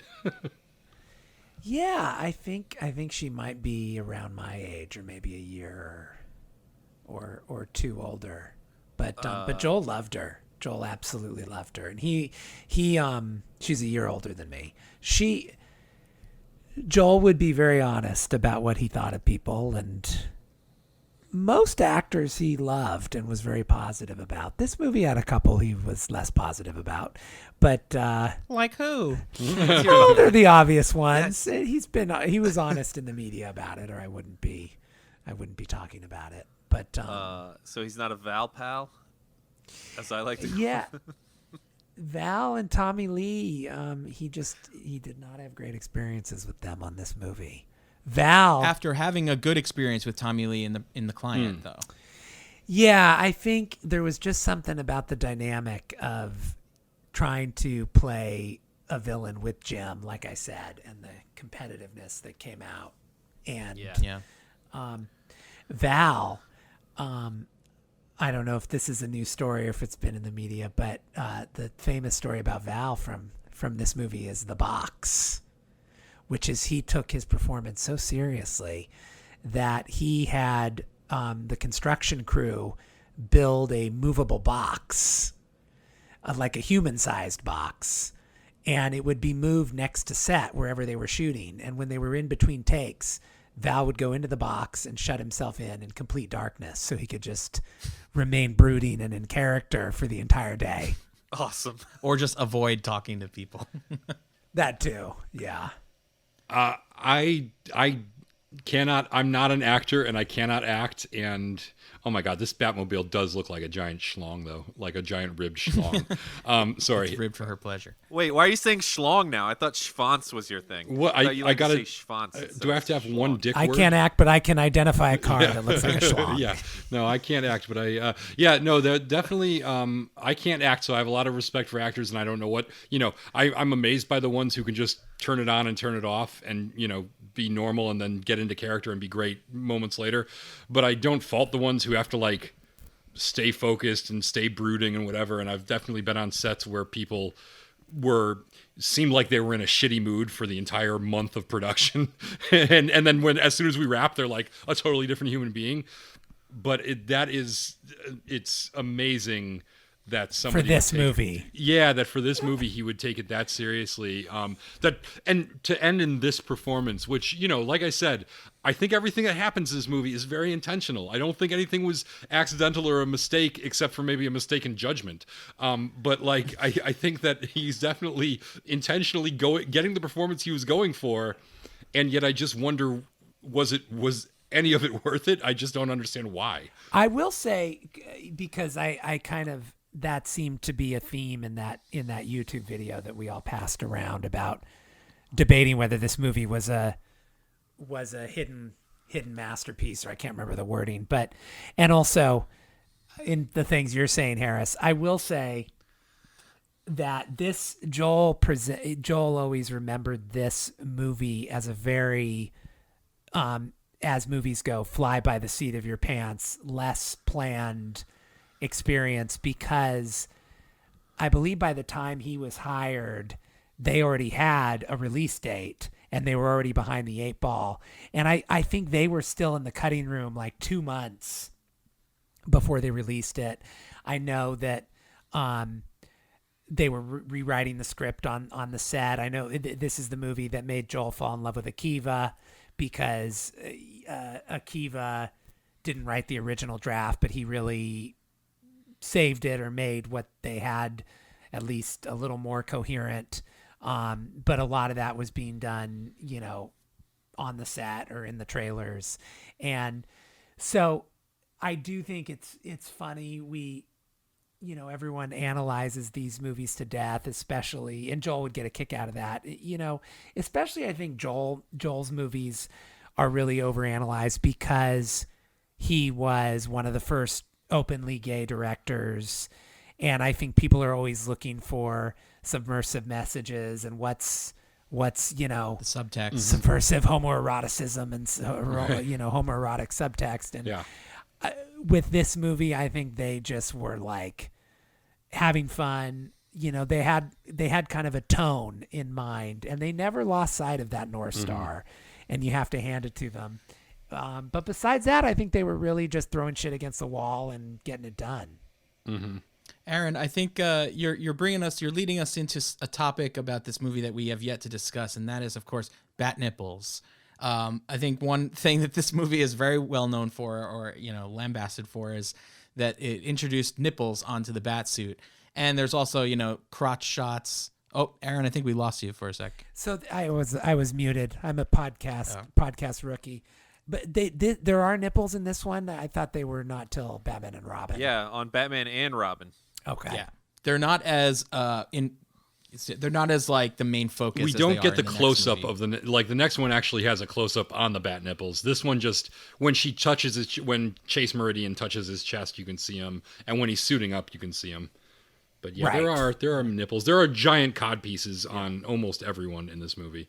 Chris O'Donnell's cod pieces are like extra large, and it makes me wonder if he requested that or what was going on there. But Or maybe it was necessary. Maybe after all my shit talking about Chris O'Donnell's acting ability, he's got a hog down there though. So I can't take that away from him. When he was doing the laundry, he took a couple of socks and stuffed them down there too. I can tell you this, Matt. Joel never said things like, "Let's make this really gay." He didn't. Right, of course. But he loved classical art, classical sculpture, classical architecture. His houses all had, big floor to ceiling paintings in every room, sometimes kind of stacked against one another, art books just lying around. I really think that the bat suits in his movies were really designed to look like, David statues. I think that's what he was trying to emulate, not... I don't think it was meant to be any sort of... I mean, he was a queer man, and so there were things that came out in his artistic choices just because that's the body form he liked. But I think it was more of an homage to, Michelangelo's David. Well, also, in the 90s, in the comic books themselves, the way they were drawing the bodies was, extremely exaggerated in terms of muscularity and stuff like that. And breasts. Yeah, the obviously, breasts in the 90s are insane.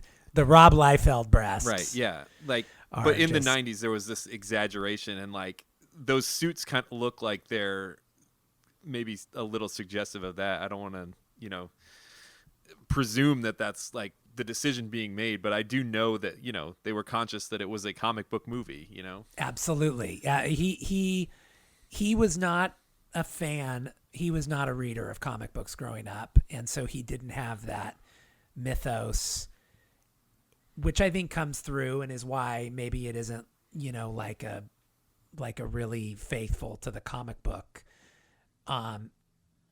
Yeah.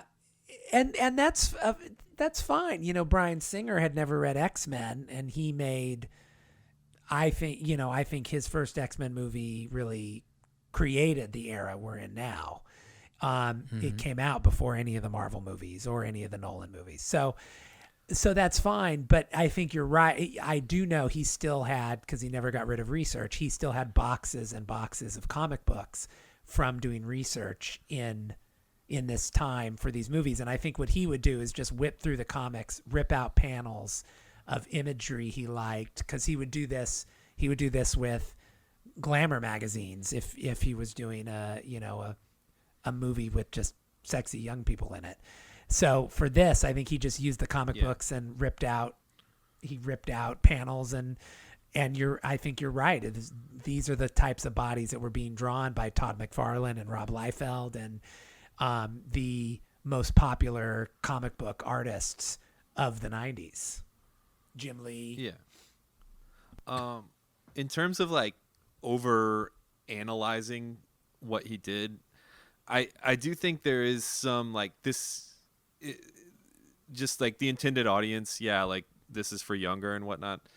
And maybe if you don't like it now, it's because you can't tap into whatever that feeling was when you were younger or something like that. But I also think it's sometimes I thought up this metaphor. We know the studio was asking him to make it more friendly for kids and families and stuff like that, and he wanted to make it different. So I was trying to think of a good metaphor for this, and I was thinking, have you ever been in a household where the same person always buys the groceries, and then they give the grocery list to someone else, but the grocery list is vague so that you get all the same things but a little different? You get the 24 pack instead of the 12 pack, or you get the Lucky Blarms instead of the Lucky Charms, or whatever. I don't know, stuff like that. And Lucky Blarms. I love Lucky Blarms. I gotta write that down. Oh my god. Lucky Blarms is the best. So I'm not sure I've been in this situation where someone brought home Lucky Blarms, but I'm following you. I'm trying to stick with you. It seemed like it was going to be such a good metaphor, and I was like, "Oh my god, Colin's making sense." And then he started to waver a little bit, and then we got Lucky Blarms. And now it's all Aaron, over. you have to know that Colin is infamous on this show for like Long he'll go walks to nowhere. great lengths to long walks to like set you up for like a really bad pun, and we'll just like slap our foreheads and say like, I can't believe we just wasted 5 minutes listening to you. But That's yes, not what this is. Yeah, I agree. This is sounding good. Go ahead, Colin. So it's like, but then, you know, when they get back with the groceries, some of the people in the household or the family or whatever are like, oh yeah, this is better. And some of them are like, this is worse, you know, because like I didn't get the things I thought I really wanted. And then some people are like, this is all the stuff we usually get, but better or different and better or something. And I think that's kind of a good metaphor for this, because I loved it when I was young. I still appreciate a bunch of stuff about it now. And it's because it's like, oh, I got the 24 pack, or like the Lucky Blarms have the better marshmallows to me or whatever. And some people are like, you know what? These fucking Lucky Blarms suck. Lucky Charms is the real shit, you know? If that makes any sense. I'm going to tweak your metaphor a little bit because I live this metaphor in real life. When Colleen goes shopping, she gets all like salad stuff, you know, healthy bread that tastes like shit, that sort of thing. And then when I get to go, that's when I get the Lucky Blarms and all the like sugary stuff, ice cream and stuff. So yeah, again, it's like if you were a kid, you like these things, you know, but as an adult, maybe now it's like, and all right. I also think it's something like Joel Schumacher still gave the audiences like what he was asked to give them, like from the audience as well as the studio, but like maybe not exactly how they thought they were asking for it or something, you know? Yeah, interesting. But obviously, I think the studios enjoyed what he gave them because they had him basically do it again. Yes. Lucky Blarms forever, baby. Yeah, I mean the first one, this movie was a huge hit, and I assume it was. I mean, he prided himself on always being on time and under budget and all that, and so I think this movie was that. And I mean, I'm going through it on my own TV show where, you know, once you hand it over to a director, you know, it becomes their vision, and every vision is going to be different. And this was, you know, I think when people judge old comic book movies now, it's very easy to forget that it was just a miracle that there even was a comic book movie, that very few had been made, that,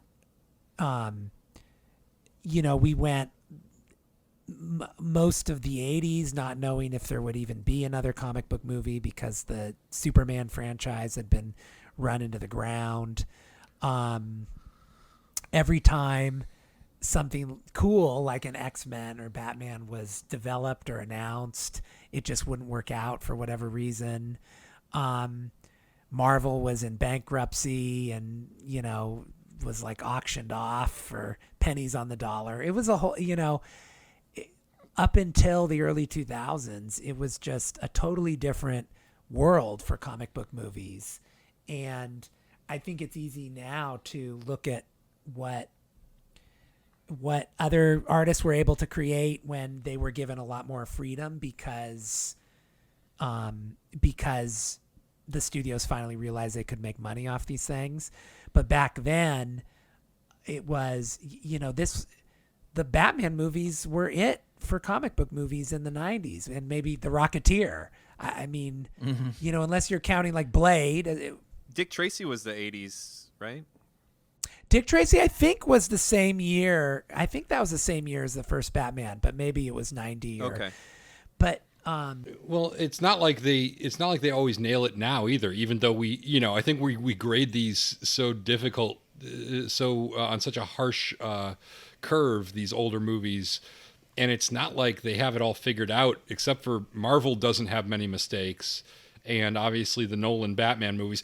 But like Sam Raimi couldn't make 3 good Spider-Man movies, so it's not like this is like a perfect formula that we figured it all out now. It's still kind of a work in progress. And this is really when it was the Wild Wild West. Nobody knew what Tim Burton did his version of Batman, but nobody knew that was the only thing that could work, So yeah, I think it was True Romance or like some early Tarantino movie where in the background they're in like some characters in a motel room and like the TV's on in the background and it's playing like an old Spider-Man cartoon from the 70s or something, because Marvel was in such dire straits that was the cheapest shit that you could afford to like put on the TV in the background of your movie. It was like cost nothing.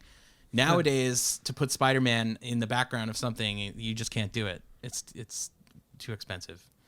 But I mean, that just shows you right there. But not Spider Blarm. All right. Spider Blarms is great. But the reason the Marvel movies have such consistency, I think it's gotten kind of to a fault with a lot of them, is that, they're really run by one person. They're run by Kevin Feige. The directors don't have the kind of freedom that Tim Burton and Joel were given on these movies. And yeah, but I'm really excited that, and I've only watched the first one, so no spoilers, but I'm really excited that WandaVision is something that's so original, and maybe on the TV side they'll break out a little. But the Marvel movies kind of get monotonous after a while. There are some excellent ones. Yeah, even with WandaVision, which I like, it's still adhering to the style guide. It's still not doing anything too, they're still sort of on the Marvel game plan of, the values, the narrative values of, happy endings, not deviating too much from the standard conflicts that they all sort of have. So it's funny because they've got a formula and it works great, and it's making like their worst movie is still very watchable, and their best movies are really, really entertaining.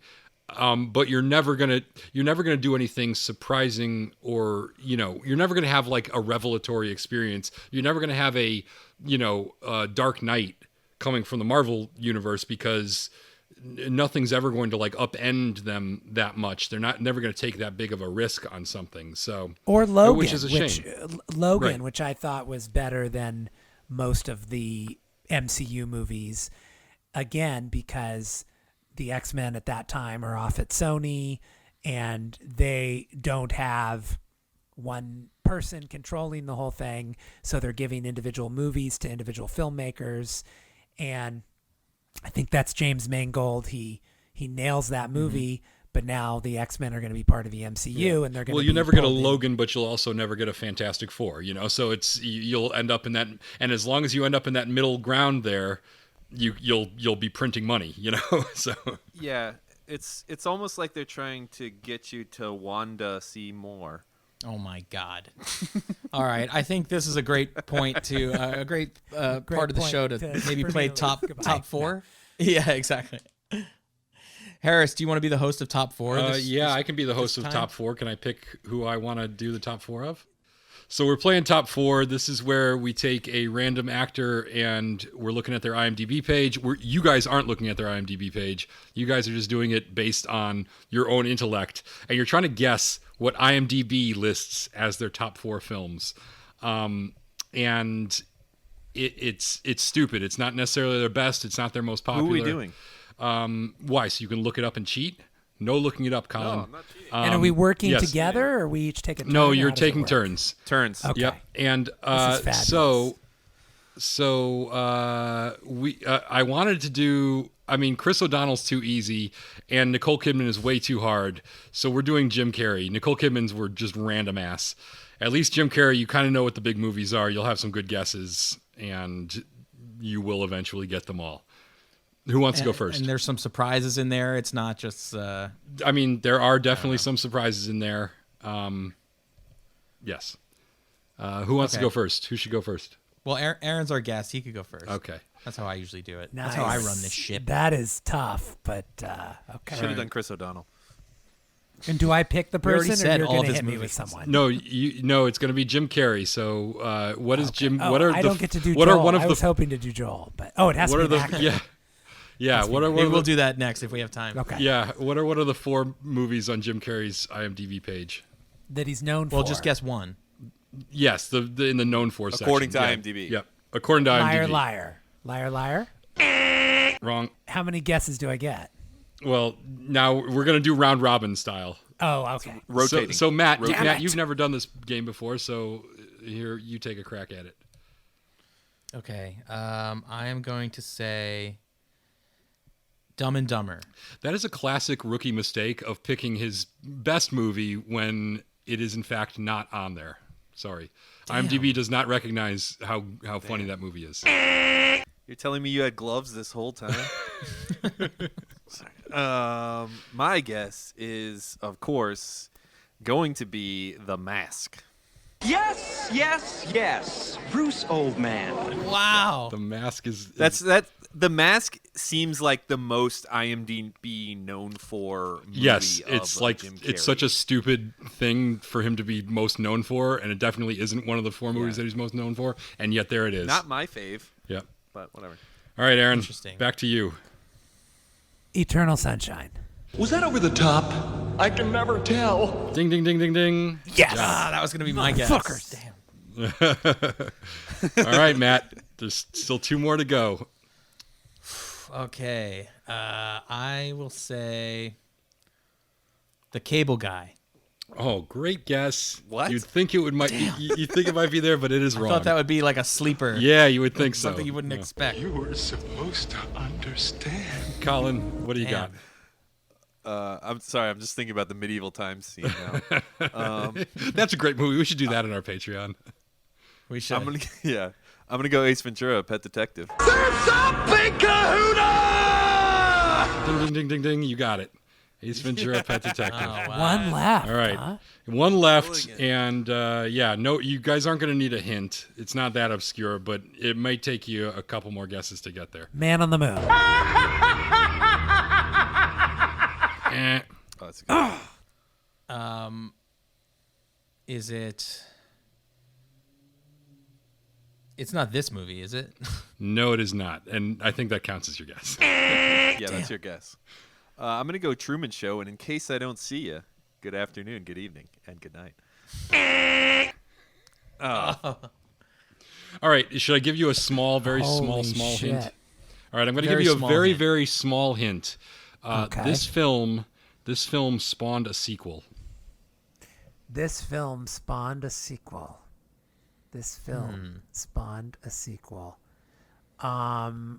Boy, that's Is he that's in the just sequel? making it harder for me. The way he phrased it, I'm thinking he's not in the sequel. Yeah. Oh, I know what it is. But I'm going to, I'll give it I'll give it to you, Matt, because I don't want to take up all your airtime. And I'm tapped I out. think it's Bruce Almighty. And Nice. Matt solved the clue riddle. I'm glad Matt got one on his first inaugural top 4 game. Yeah. Out of turn, but still got one. Ooh, nice form, but a little rough on the landing. He may have to settle for the bronze. Just as someone who's played this game before, I think the best way to pass is to guess a movie that you know the person isn't even in. Well, now you tell me. Out of Africa. Well, do you want? Is it out of Africa? Do you want to play with Joel? Should we try that? Yeah, we can do one with Joel. It's gonna be a weird one. This is I probably should have done this one because it's also very but I think he's got such a bigger. No, I guess not. But all right, I'm just gonna. All right, let's go. Let's go. Let's start with Aaron again. Let's do it. Okay. Phantom of the Opera. Yes! Now Wow. that is a classic IMDb top 4. I love Phantom of the Yeah. Opera. That is a good I one. have a line in Phantom of the Opera, Colin. You have a line? You'll have to look me up. Is it a sung line or a It's a verbal line, line, okay. but in the middle of a song. In the middle of the song, Prima Donna. Oh yeah. Check With that shit that's out. that's the Big Divas song, right? Yeah. Yeah, okay. That was my mini driver acting moment. Chris O'Donnell and I share that. Nice. Nice. How did that come about? It came about because Joel just said, I'm going to write in this one line for Aaron. Good guy, that That's Schumacher. awesome. Yeah. I love Phantom of the Opera because like he shouldn't be that sympathetic, but he's still a little bit of a sympathetic character. It's kind of a Did you have to nasty. join SAG, or did you get to join SAG just for that one line? Well, I was already in SAG because I was a child actor, but which probably was part of the reason Joel did it too. But it's an uncredited line, so I didn't get paid jack shit. Oh. Yeah. Now the union will be coming after me.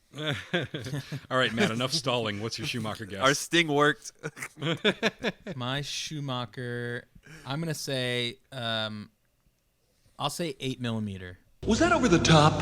I can never tell. Ding, ding, Oh, ding, I got ding, it? ding, yeah. 2 for You got it. 2. 2 for 2. And it's also kind of, you can see this in IMDb top 4.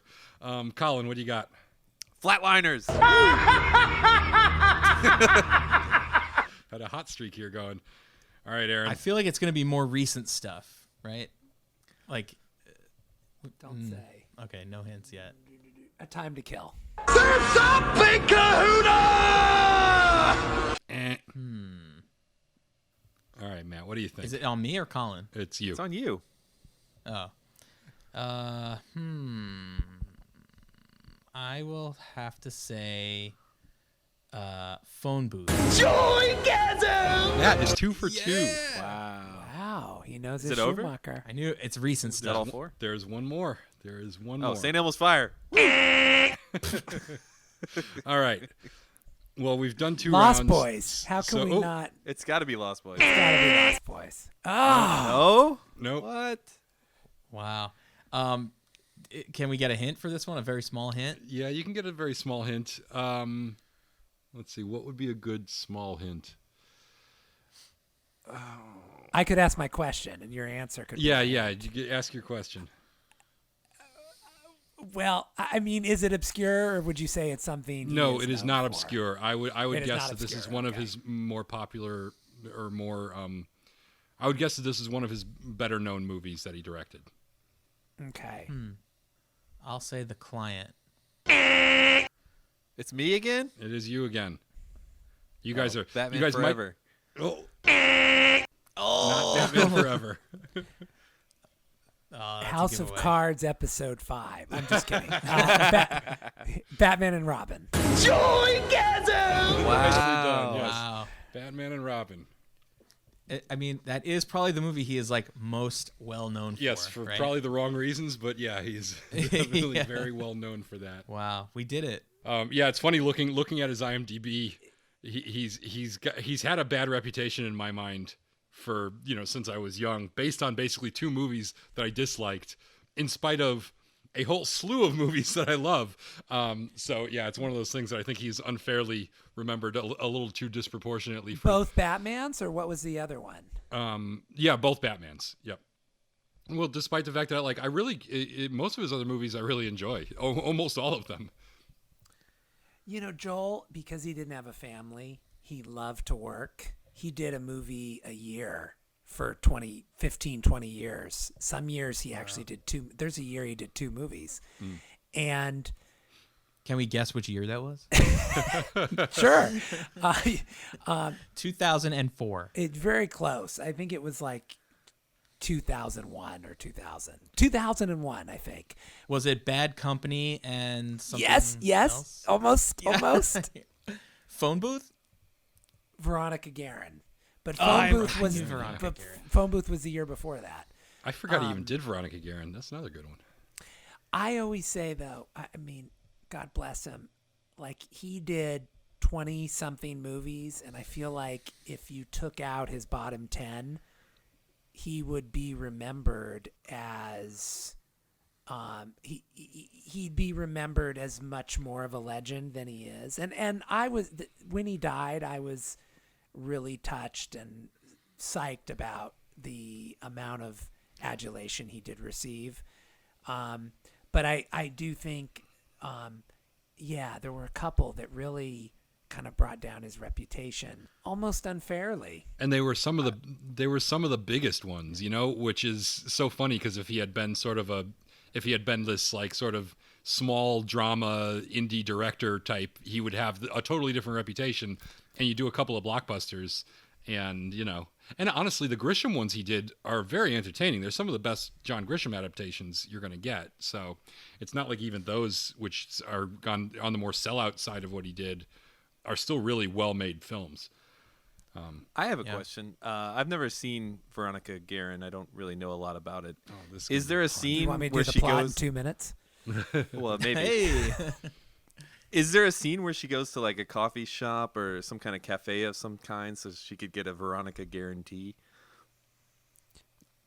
I don't even know what that Is that means. a real tea? Is that a real tea? You Or know, just like- like Guerin like a tea- double tea, joke. like get a tea, It's like a- to drink, but like it's a exhausting. Veronica Oh. Guerin It's tea. It's like a pun guarantee. within a pun. that was like next level, Colin. I don't even. Yeah. it's going- Welcome to the show. I am, That's what it is. I'm stunned. I love that. I don't, Yeah. I don't I know why I absolutely loved needed to do that, but I did. All right, where do we go from here? I don't know. There's still a couple things we haven't covered. We haven't really. I don't think we've talked enough about Dr. Chase Meridian personally, but and the Yeah, or Val Kilmer, the recasting of Batman. We yeah. didn't really talk about that. I mean, I feel like I have to take to task film critic Danny Slasky, who was one of the uncredited screenwriters on this, for his romance subplot here. I feel like there's like this is where you know that it was written to be geared towards 5-year-olds when he first meets I'm an open book. You read? Chase Meridian. Yeah, exactly. Lines like that. Or when he comes in and she's like, hot entrance. It's like, what is that a pun? I don't even understand what that means. And, Hot entrance. And then he's like, she says that he's interesting because he knows that bats aren't rodents.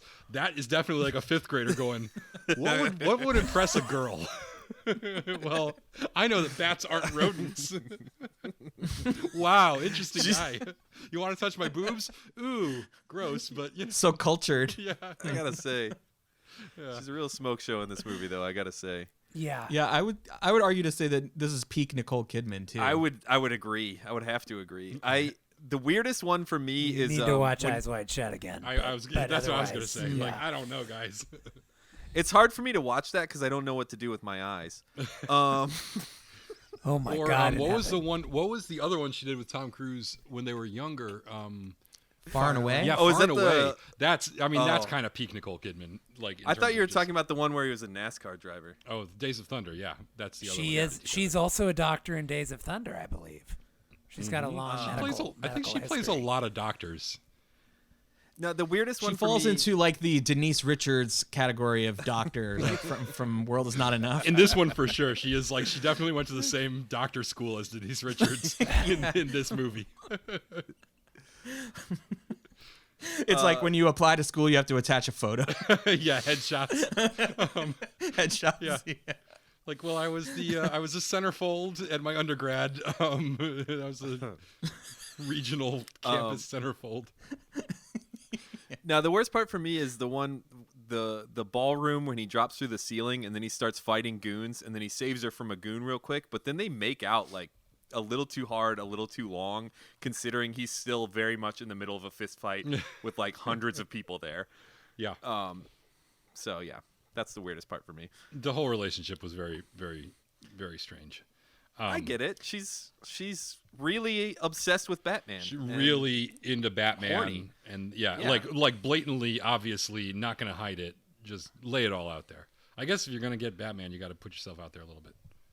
Yeah. Colin, of the 3 Batman movies that we've watched so far, which movie has the best goons or like goon attire?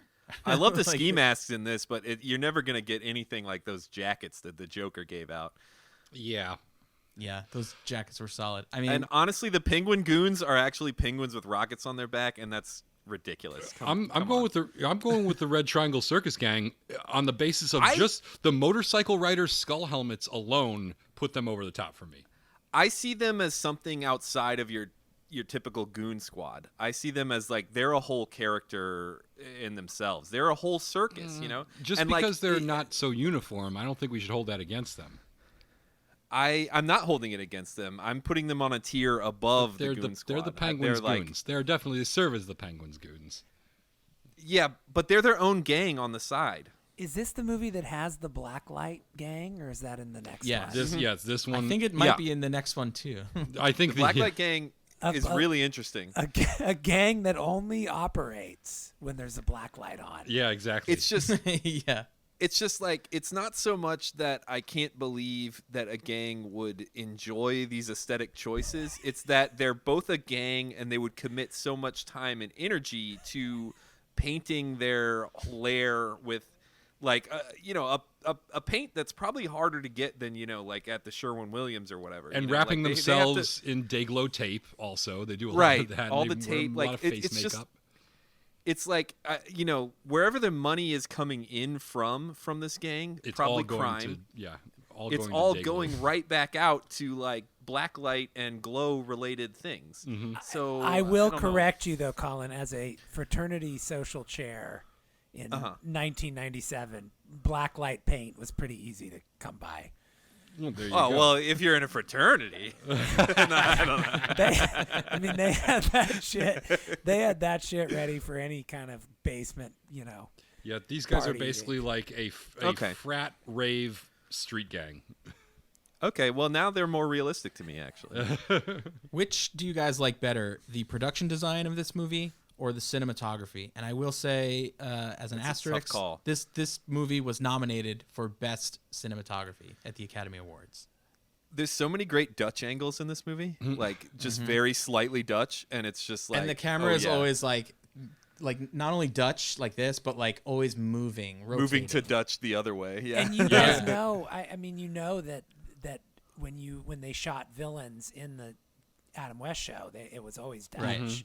Right. So Yeah. that obviously was, if you didn't know it yet, it's another sign that they were Yep. just trying Yeah. to make that show. I can't believe this movie was nominated for Best Cinematography. I feel like It is kind of shocking. it will I'm never not. happen again. I want to say I dig the production design, except that I feel like it's because it's also accentuated, and I think that like since they're going bigger than Burton's Batman. I think like the fact that there's like statues the size of skyscrapers and stuff like that is kind of cool, and certainly the color schemes they go with are very, aggressive, but also pretty interesting. But then every once in a while, like I'm watching Robin fight Two-Face in the rocks, and those rocks could not look any more like plaster. Holy, rusted. Yeah. Cinematography. The weird part is that like both of these cross over into the lighting, and the lighting is like a whole project in itself. Like there's so much with the cookies and the They do a lot lasers with the and lights, the yeah. colors. Yeah. Oh, there's so much. Even in the most boring scenes, like there's so much going on with Yeah. lighting, shadows and stuff in the background. Like Nicole Kidman's laying in bed in one scene. Like there's no action going That's- on, and like it looks incredible. Yeah. That's the scene that's also in the Kiss from a Rose video. Mm-hmm. Yeah. As well it should be. I listen to I have like Sirius XM in my car, and I always listen to the 90s station for some reason. And the other day I was like, excited to do this podcast, obviously, and all of a sudden after like an Ace of Base song, Hold Me, Thrill Me, Kiss Me, Kill Me by U2 came on, and like the VJ or the DJ rather was like gave a little background about the song and how U2 like had written this song, and then like they were like, do you guys want to use it for the soundtrack? And it got me excited. That's a really good song too. I don't like U2, but I do like that song. I liked U2 quite a bit for a while, but it did upset me when they automatically downloaded that one album to the phones, like for everyone. Oh yeah. I don't know if you guys It lost know, quite a went few through that, fans. I was upset by it. It was a cool thing to do, but I felt like my space was invaded or something. Well, at least you like the band. Can you imagine how it felt to not like U2 and also have a U2 album that you can't delete on your phone? Colin, you just did a MySpace pun without even realizing it. That's how Oh yeah. that's how Oh, yeah, I pun did. focused you are. Oh man, where's what's his name? Tom? Get him on the line. Oh yeah, but you know what What if song I told like you that by Aaron U2? Cooley is Tom, the adult version of And Danny Slatsky. They're all the same person. In the year 2010, Danny Slasky was found and combined with his DNA and the DNA of Tom from MySpace. I don't know what that is. I like that voice though. Maimed in a car accident. We can rebuild him better, stronger. We'll use Tom. We What? haven't even Tom. talked about the giant fucking bat yet. We haven't mentioned that. We have to mention the giant fucking bat. Oh, and you watched that deleted scene I sent you, right? No, the giant fucking bat is in a lot of scenes in this movie, but it only looks like he's going to make out with it in the deleted scene. Right. Aaron, I don't know if you've seen the deleted scene. I sent it to these guys earlier. I should have sent it to you. Well, I've seen also, I've but- seen the Schumacher cut. Yeah. So Yeah. I'm surprised you guys haven't asked me about the Schumacher. The Schumacher. I cut want it to come out. I'm thinking about emailing HBO Max. Yeah. yet. You should do that. Your email probably will put them over the top. Yeah. They're like, we've got 9,999 emails. If we get one more damn email, we're releasing the Schumacher. We've had 8 million tweets, but this one email that this guy sent from his Hotmail account really is convincing. This email that also references you two and Tom from MySpace for some reason. This rambling, incoherent email, all written in crayon in capital letters. How do you use crayon in an email? rife with misspellings and full of glitter. Harris, you know what an email is? So the giant bat. Yeah. Oh, the giant bat. Yeah, let's go. Let's do that.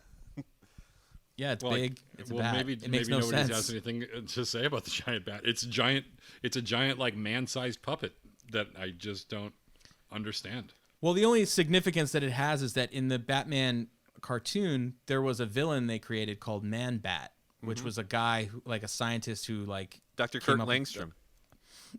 Yeah, he came up with a serum that turned him into a bat, and I thought that was a cool villain for a movie Yeah, too. sure. I think if they adapted that would have been cool. But once again, in this movie, it turns into sort of a subtle, unspoken romance. Yes. I don't have a problem with it. There is a lot of sexual. By the way, we also didn't talk about the amount of sexual tension between Edward Nygma and everyone in this movie. He is the thirstiest of all Batman villains. We It's a also little didn't much, talk about but, how his you know. whole scheme with the riddles adds up to him just like revealing Which himself. the big Like, twist they're all- ending there was that Bruce Wayne somehow didn't know that the super criminal that uses brainwave sucking mind control was the same as the scientist who uses brainwaves that he met like one day before the super criminal. Like that was the big twist, is like, holy shit, you mean he didn't know that the Riddler was this guy that he just met? How is that possible? Yeah. I can only hope that the new Batman movie that's coming out and is using the Riddler, that they come up with a more like clever way for him to utilize riddles. Because like, if you think about it, really, I mean, they've already got a villain named the Joker. Having a guy called the Riddler is kind of lame, you know, and like his whole shtick is And who's playing the Riddler in the new one? Do you know who Mitch Hedberg is? it's Paul Dano is playing. Oh, right. Do you know who Mitch Hedberg is? He's a comedian. Yeah. He Yeah. was a comedian. Everyone knows who Mitch Hedberg is. Did he die? He has a joke. I think he's still he, alive. He died. He did No, die, he died in yeah. 2005 or 6. Oh, wow. Yeah. That's sad. Yeah, it was sad. I actually saw him do and it- stand up before I was he going died. to say, it definitely hurt his career because I haven't seen him do anything in a while. So I haven't seen go his ahead, Netflix special. What That that happened? happens. That happens with death sometimes. yeah, go on, Colin. Anyways, he used to have a joke where it's like, I wish I was, I worked at the place where they're in charge of naming things that you use in your kitchen. He's like, oh, it keeps things fresh. Well, that's a fresher. I'm going to lunch. Because it's like refrigerator, or I don't know. Yeah. It's Probably stick It's to a the Mitch Hedberg puns. joke. Stick to the puns, Colin. okay. Yeah. All right. Before we get to rating this movie, I did want to talk about our shared love for James Bond. Aaron, I don't know. I did tell you, that this podcast started out as a show about James Bond movies, and obviously you are a lover of James Bond as well. I thought we should just put this out there and I don't know. maybe Yeah, talk about some well, cool and- James Bond shit. And I think what's neat about Batman, unlike any other superhero, maybe except for Superman, but all those portrayals are very similar. What's neat about Batman is that you've had so many different types of Batman movies and shows, and it kind of does remind me of Bond in that way. you've had campy ones, you've had dead ass serious ones, you've had, and Batman is probably the closest to James Bond in the comic book realm. Yeah. And now he's Harris sort of loves so, Moonraker. Oh God, don't get me started. But now he is so ingrained in the culture, though, that it seems like they'll just keep on making Batmans forever. And I don't see them stopping making James Bond movies.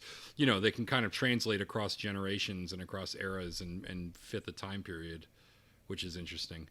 And certainly it would be nice. Who will be black first, Batman or James Bond?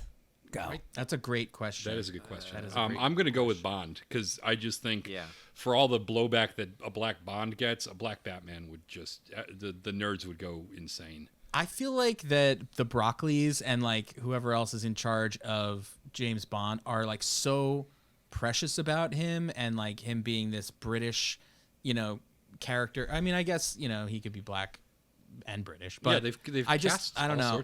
They've cast Scots and New Zealanders and all sorts of people. So. I just feel like they're so precious about it. I've seen some comments that they've made, not that they're bad or anything, but like it just seems to me like they don't want to change his skin color. Well, would it count if you had a black Batman that like a Miles Morales situation where it's not Bruce Wayne? There's a character like that. It's Lucius Fox, like Morgan Freeman from the movie. He has a son, and the son like goes all hero type.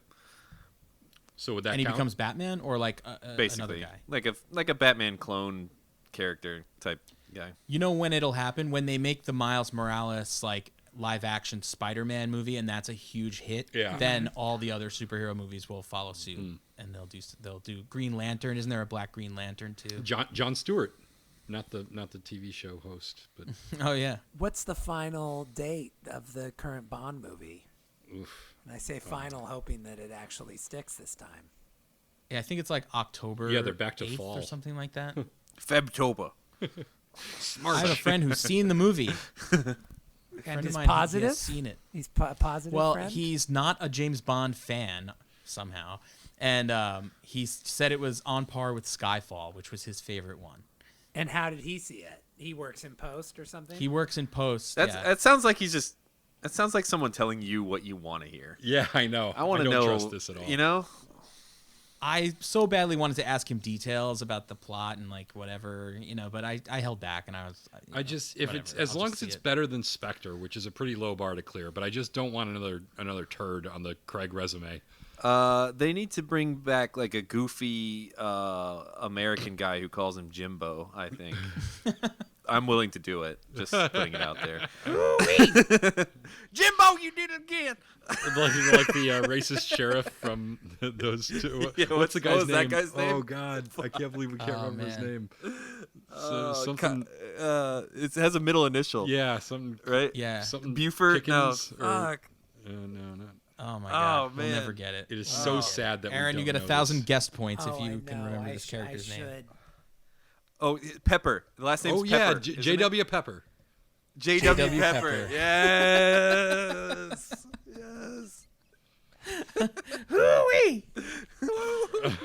And they need more slide whistles too. If this next Bond movie doesn't have at least one slide whistle when a car goes over a jump or something, I am out forever. All right. Yeah. I think it's time to rate this movie. I think we've done enough damage. And it's out of 10. Is that correct? Yes, It's out of 10, on a Timothy Timothy Dolphin scale. So yeah. So Harris, you wanna do the honors? I will go first. Okay. Sorry, Colin. Did you want to fight me for going first? I'm really scared I'm going to take a long time because I have like more thoughts about the movie. Then but maybe you should go. try to... Maybe you should go last, and that way we can all Okay, just tune out right. and leave the Zoom meeting. If you start to like, hey, if I go like this will be my hand signal. If I point a fake gun at my head and go like that, like I'm blowing my brains out, that means you're way, way over. I will, to compensate for Colin going long, I will go super short. So I watched this with my girlfriend, and she had a lot of questions. She's not a big Batman superhero fan or anything like that. Obviously a huge Jim Carrey fan. But she just kept on asking me the same kind of questions over and over again while we were watching this movie. The first of which was, why are we watching this? And then is this Second was, why are we still watching this? Yeah, it was a lot of why are we still watching this? And then Can we switch it to Bridgerton? Is this supposed to be good? She asked that more than once, like implying that maybe it was intentionally bad, which I was like, I told her I think it's for kids.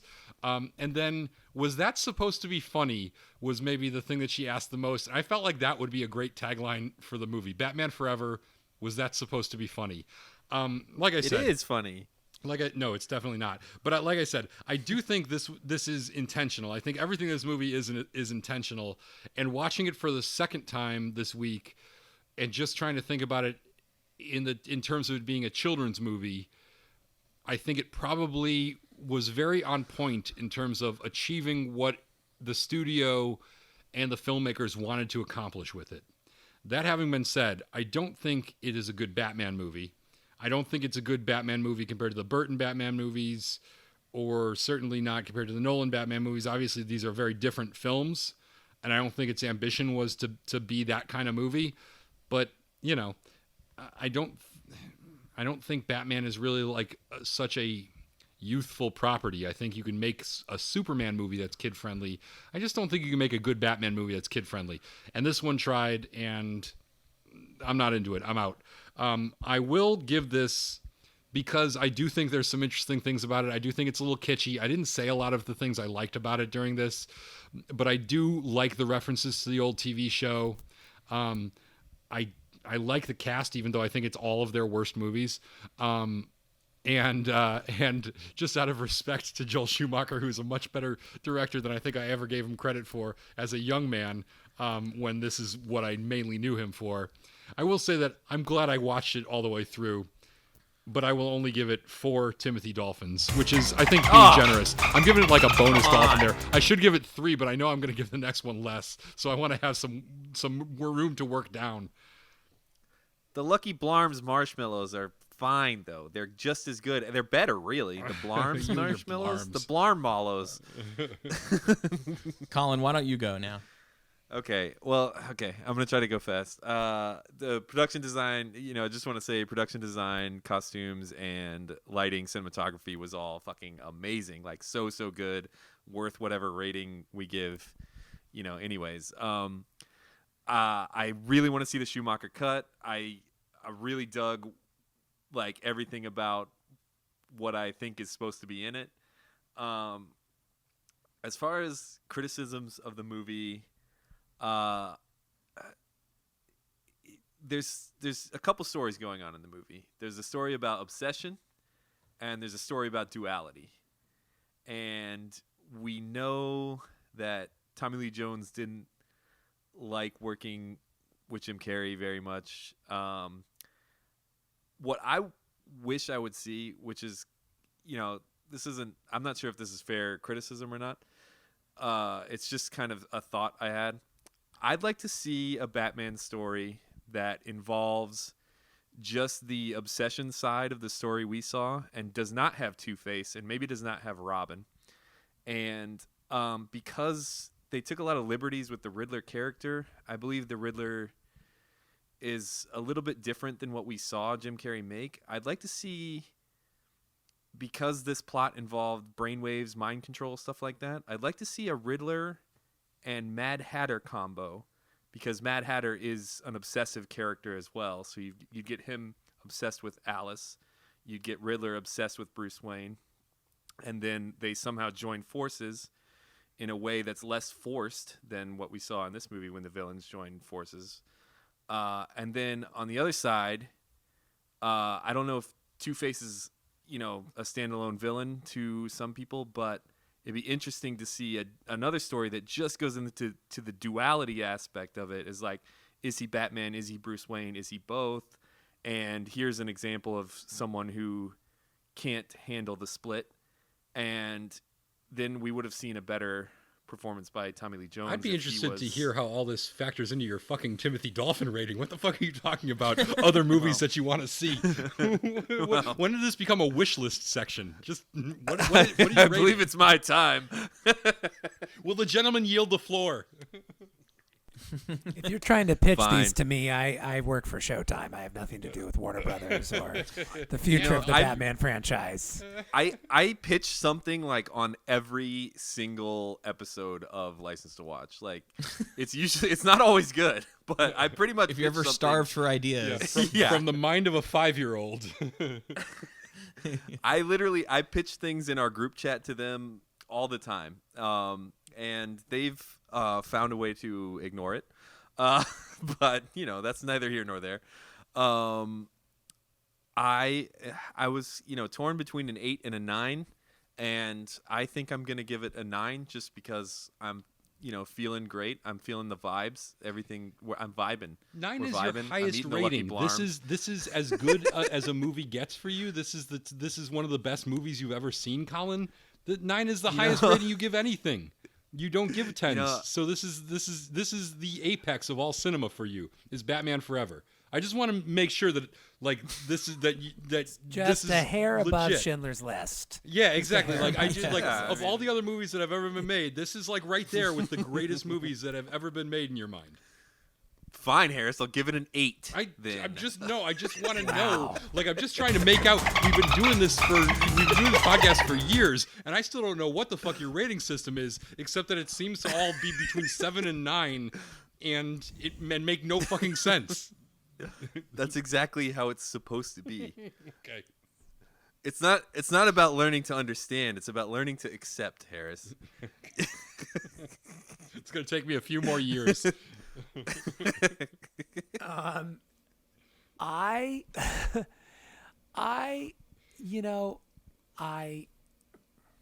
love so many. I loved Joel, and I love so many of his movies. This is not one of his better movies. It's it's down in the bottom 5 or 7. Way above, however, Batman and Robin. And I hate to break it to everyone, but there is no Schumacher cut. There's no fixing this. There's no alternative cut. The movie is what it is. He never mentioned a Schumacher cut to me. But now that he's gone and out of love and respect for him, I still want to give it a good grade. And so what I would say is, everyone, all the young kids out there, if you don't know the work of Joel Schumacher, you should see The Lost Boys, Falling Down, Tigerland, Flawless, and Phantom of the Opera. If I had to do 5, those would probably be my 5. Not St. Elmo's Fire. I'm sorry, Colin. I love Phantom though. Thank you. And I'll give this a 7 for as a career for the career body of work. I can't give it below a 7, but I will say if you're interested in Joel Schumacher, there are several movies I think you'll love. So check those out, not this one. Going into this, I hadn't watched this movie in a really long time, and I remembered it being just as bad as Batman and Robin. And I was pleasantly surprised. I was pleasantly surprised at how much I enjoyed this upon this most recent watch. Now, obviously, there are things I didn't like about this movie, but it's more of like an aesthetic thing. Like, I think I had mentioned before that when I saw this in the theater as an 11-year-old, this was the first movie that showed me like what a director can do. That being consciously aware of like the aesthetic and the vibe of the previous 2 Batman movies, and then coming into this, and from the opening title sequence, when I hear the different score and the titles open, in a different way than the previous 2 movies did. Yeah, I instantly, as a young person, became aware of like, oh, this is like a different director, and he has like bestowed different like choices onto this. I don't know if they're choices I agree with or like or whatever, but I'm an 11-year-old, so I'm gonna shut up now. But having said that, like watching it now, and almost like if you kind of what Harris said earlier, if you view this as a soft reboot, it hurts less. Yeah, I don't know. I think it felt very, as silly as it is, you know, I think it achieved what it was trying to do. This is a movie not for adults. It is for children. And I think as, you know, a little boy myself watching this movie, I loved it. And even though I was aware of like the differences and it took away some of the things that I loved about the previous movies, like the score, for instance, I think it achieves what it was setting out to do, and it feels very cohesively there. Like it doesn't kind of go serious and then get silly. It's like silly the whole time, but like just the right amount of silly, whereas maybe Batman and Robin goes a different way. So I mean, yeah, I think I had a good time watching this. I like the way it looks. I like the 10-year-old in me likes everything about it. And so for that, I think I have to give it a 7 Timothy Dolphins. I should have given it 3. All right, well, that's our show. Aaron Cooley, thank you so much for doing this and for sticking around past your bedtime. What's your show and where can we watch it again? Yeah, tell us what you've got going on and give us a little bit about your show. Watch The First Lady in 13 months. Comes out in April of 2022. Starring 2 Bat villains, married. Michelle Pfeiffer and Aaron Eckhart will be playing Betty and Jerry Ford in the show. So it's about the Fords? That's exciting. It's about the Fords, the Obamas, and the Roosevelts. Nice. Every season will be 3 different first ladies if we have a second season. Well, if Michelle Pfeiffer's in, I'm in. You're in then. You're in. Yes, it's Michelle Pfeiffer as Betty Ford, Viola Davis as Michelle Obama, and Gillian Anderson as Eleanor Roosevelt. Nice. So check it out. But until then, I'm on Twitter @CooleyA. I'm on Facebook. I'm on LinkedIn. I also, before this show, most of my writing has been in book form. You can look me up on Amazon, but I have a book about Ian Fleming you guys might be interested in. That's how Matt knew I was a Bond fan. But probably the book I'm proudest of is called 4 Seats, a thriller of the Supreme Court. So if you're interested in a book that seemed crazy until about 2 months ago, if you're interested in a crazy conspiracy theory, political thriller with militias and assassinations and shit like that seemed crazy before Trump, check it out. 4 Seats on Amazon, and check out my show in 13 months. Cool. I'll definitely check out the show. I may wait a few more years for our political situation to stabilize before I get into books that are just going to remind me of how fucked we all are. I don't blame you. Wait, does your book have a happy ending? That's what I need to know. No, it does not. Wait a minute, Harris. Wait a minute, Harris. like Are you saying that this book about the Supreme Court is getting benched? Oh, boy. I love it. I just love it. Yeah, we're You gonna guys put should that just on do the... a super cut. Can you do a super cut of all his puns? That's what I want. God. That's what I want to listen to. Maybe one of our maniac super fans can do a super cut of all Colin's puns. All right, well, thanks again, Aaron, and hopefully we can have you back again, maybe next year, maybe to hype your show. I mean, how else will people know about it? Yeah, we got to get the word out. We could do a Patreon of all 10 episodes. Nice. Yeah. Wouldn't that be That's a good idea. exciting? Four white dudes talking about the Michelle Obama show. Yeah. Let's do it. People will pay for that. Oh, I think we're losing world's Colin. I'm still here. I'm still here. Hold on. Yeah. All right, cool. First reference to race and gender, Colin's out. Yeah. It's not my fault. I didn't do that. Oh, no. I don't want to didn't get do canceled. that. Hold on. I'm still here. Hold on, I gotta Colin, fix do you the want to thing. take us out by singing Kiss from a Rose? Oh, wait. Let me pull up the lyrics. I don't want to get anything wrong. Oh, forget it. I thought you knew it. I do know it. I'm just No, scared. they're better. They're better when you don't know them, and you're like, "There was a tower." I know. upon a That cliff." is like one of the coolest things about that song is hearing a bunch of drunk people singing it, and like none of them are even saying words at all. They're just like my making power, noise. my pleasure, My pleasure, my pain, baby. It's like I did a better bit of it, hey. If I compare you to my hits from a rose on the Rose hill. on the grave. Baby.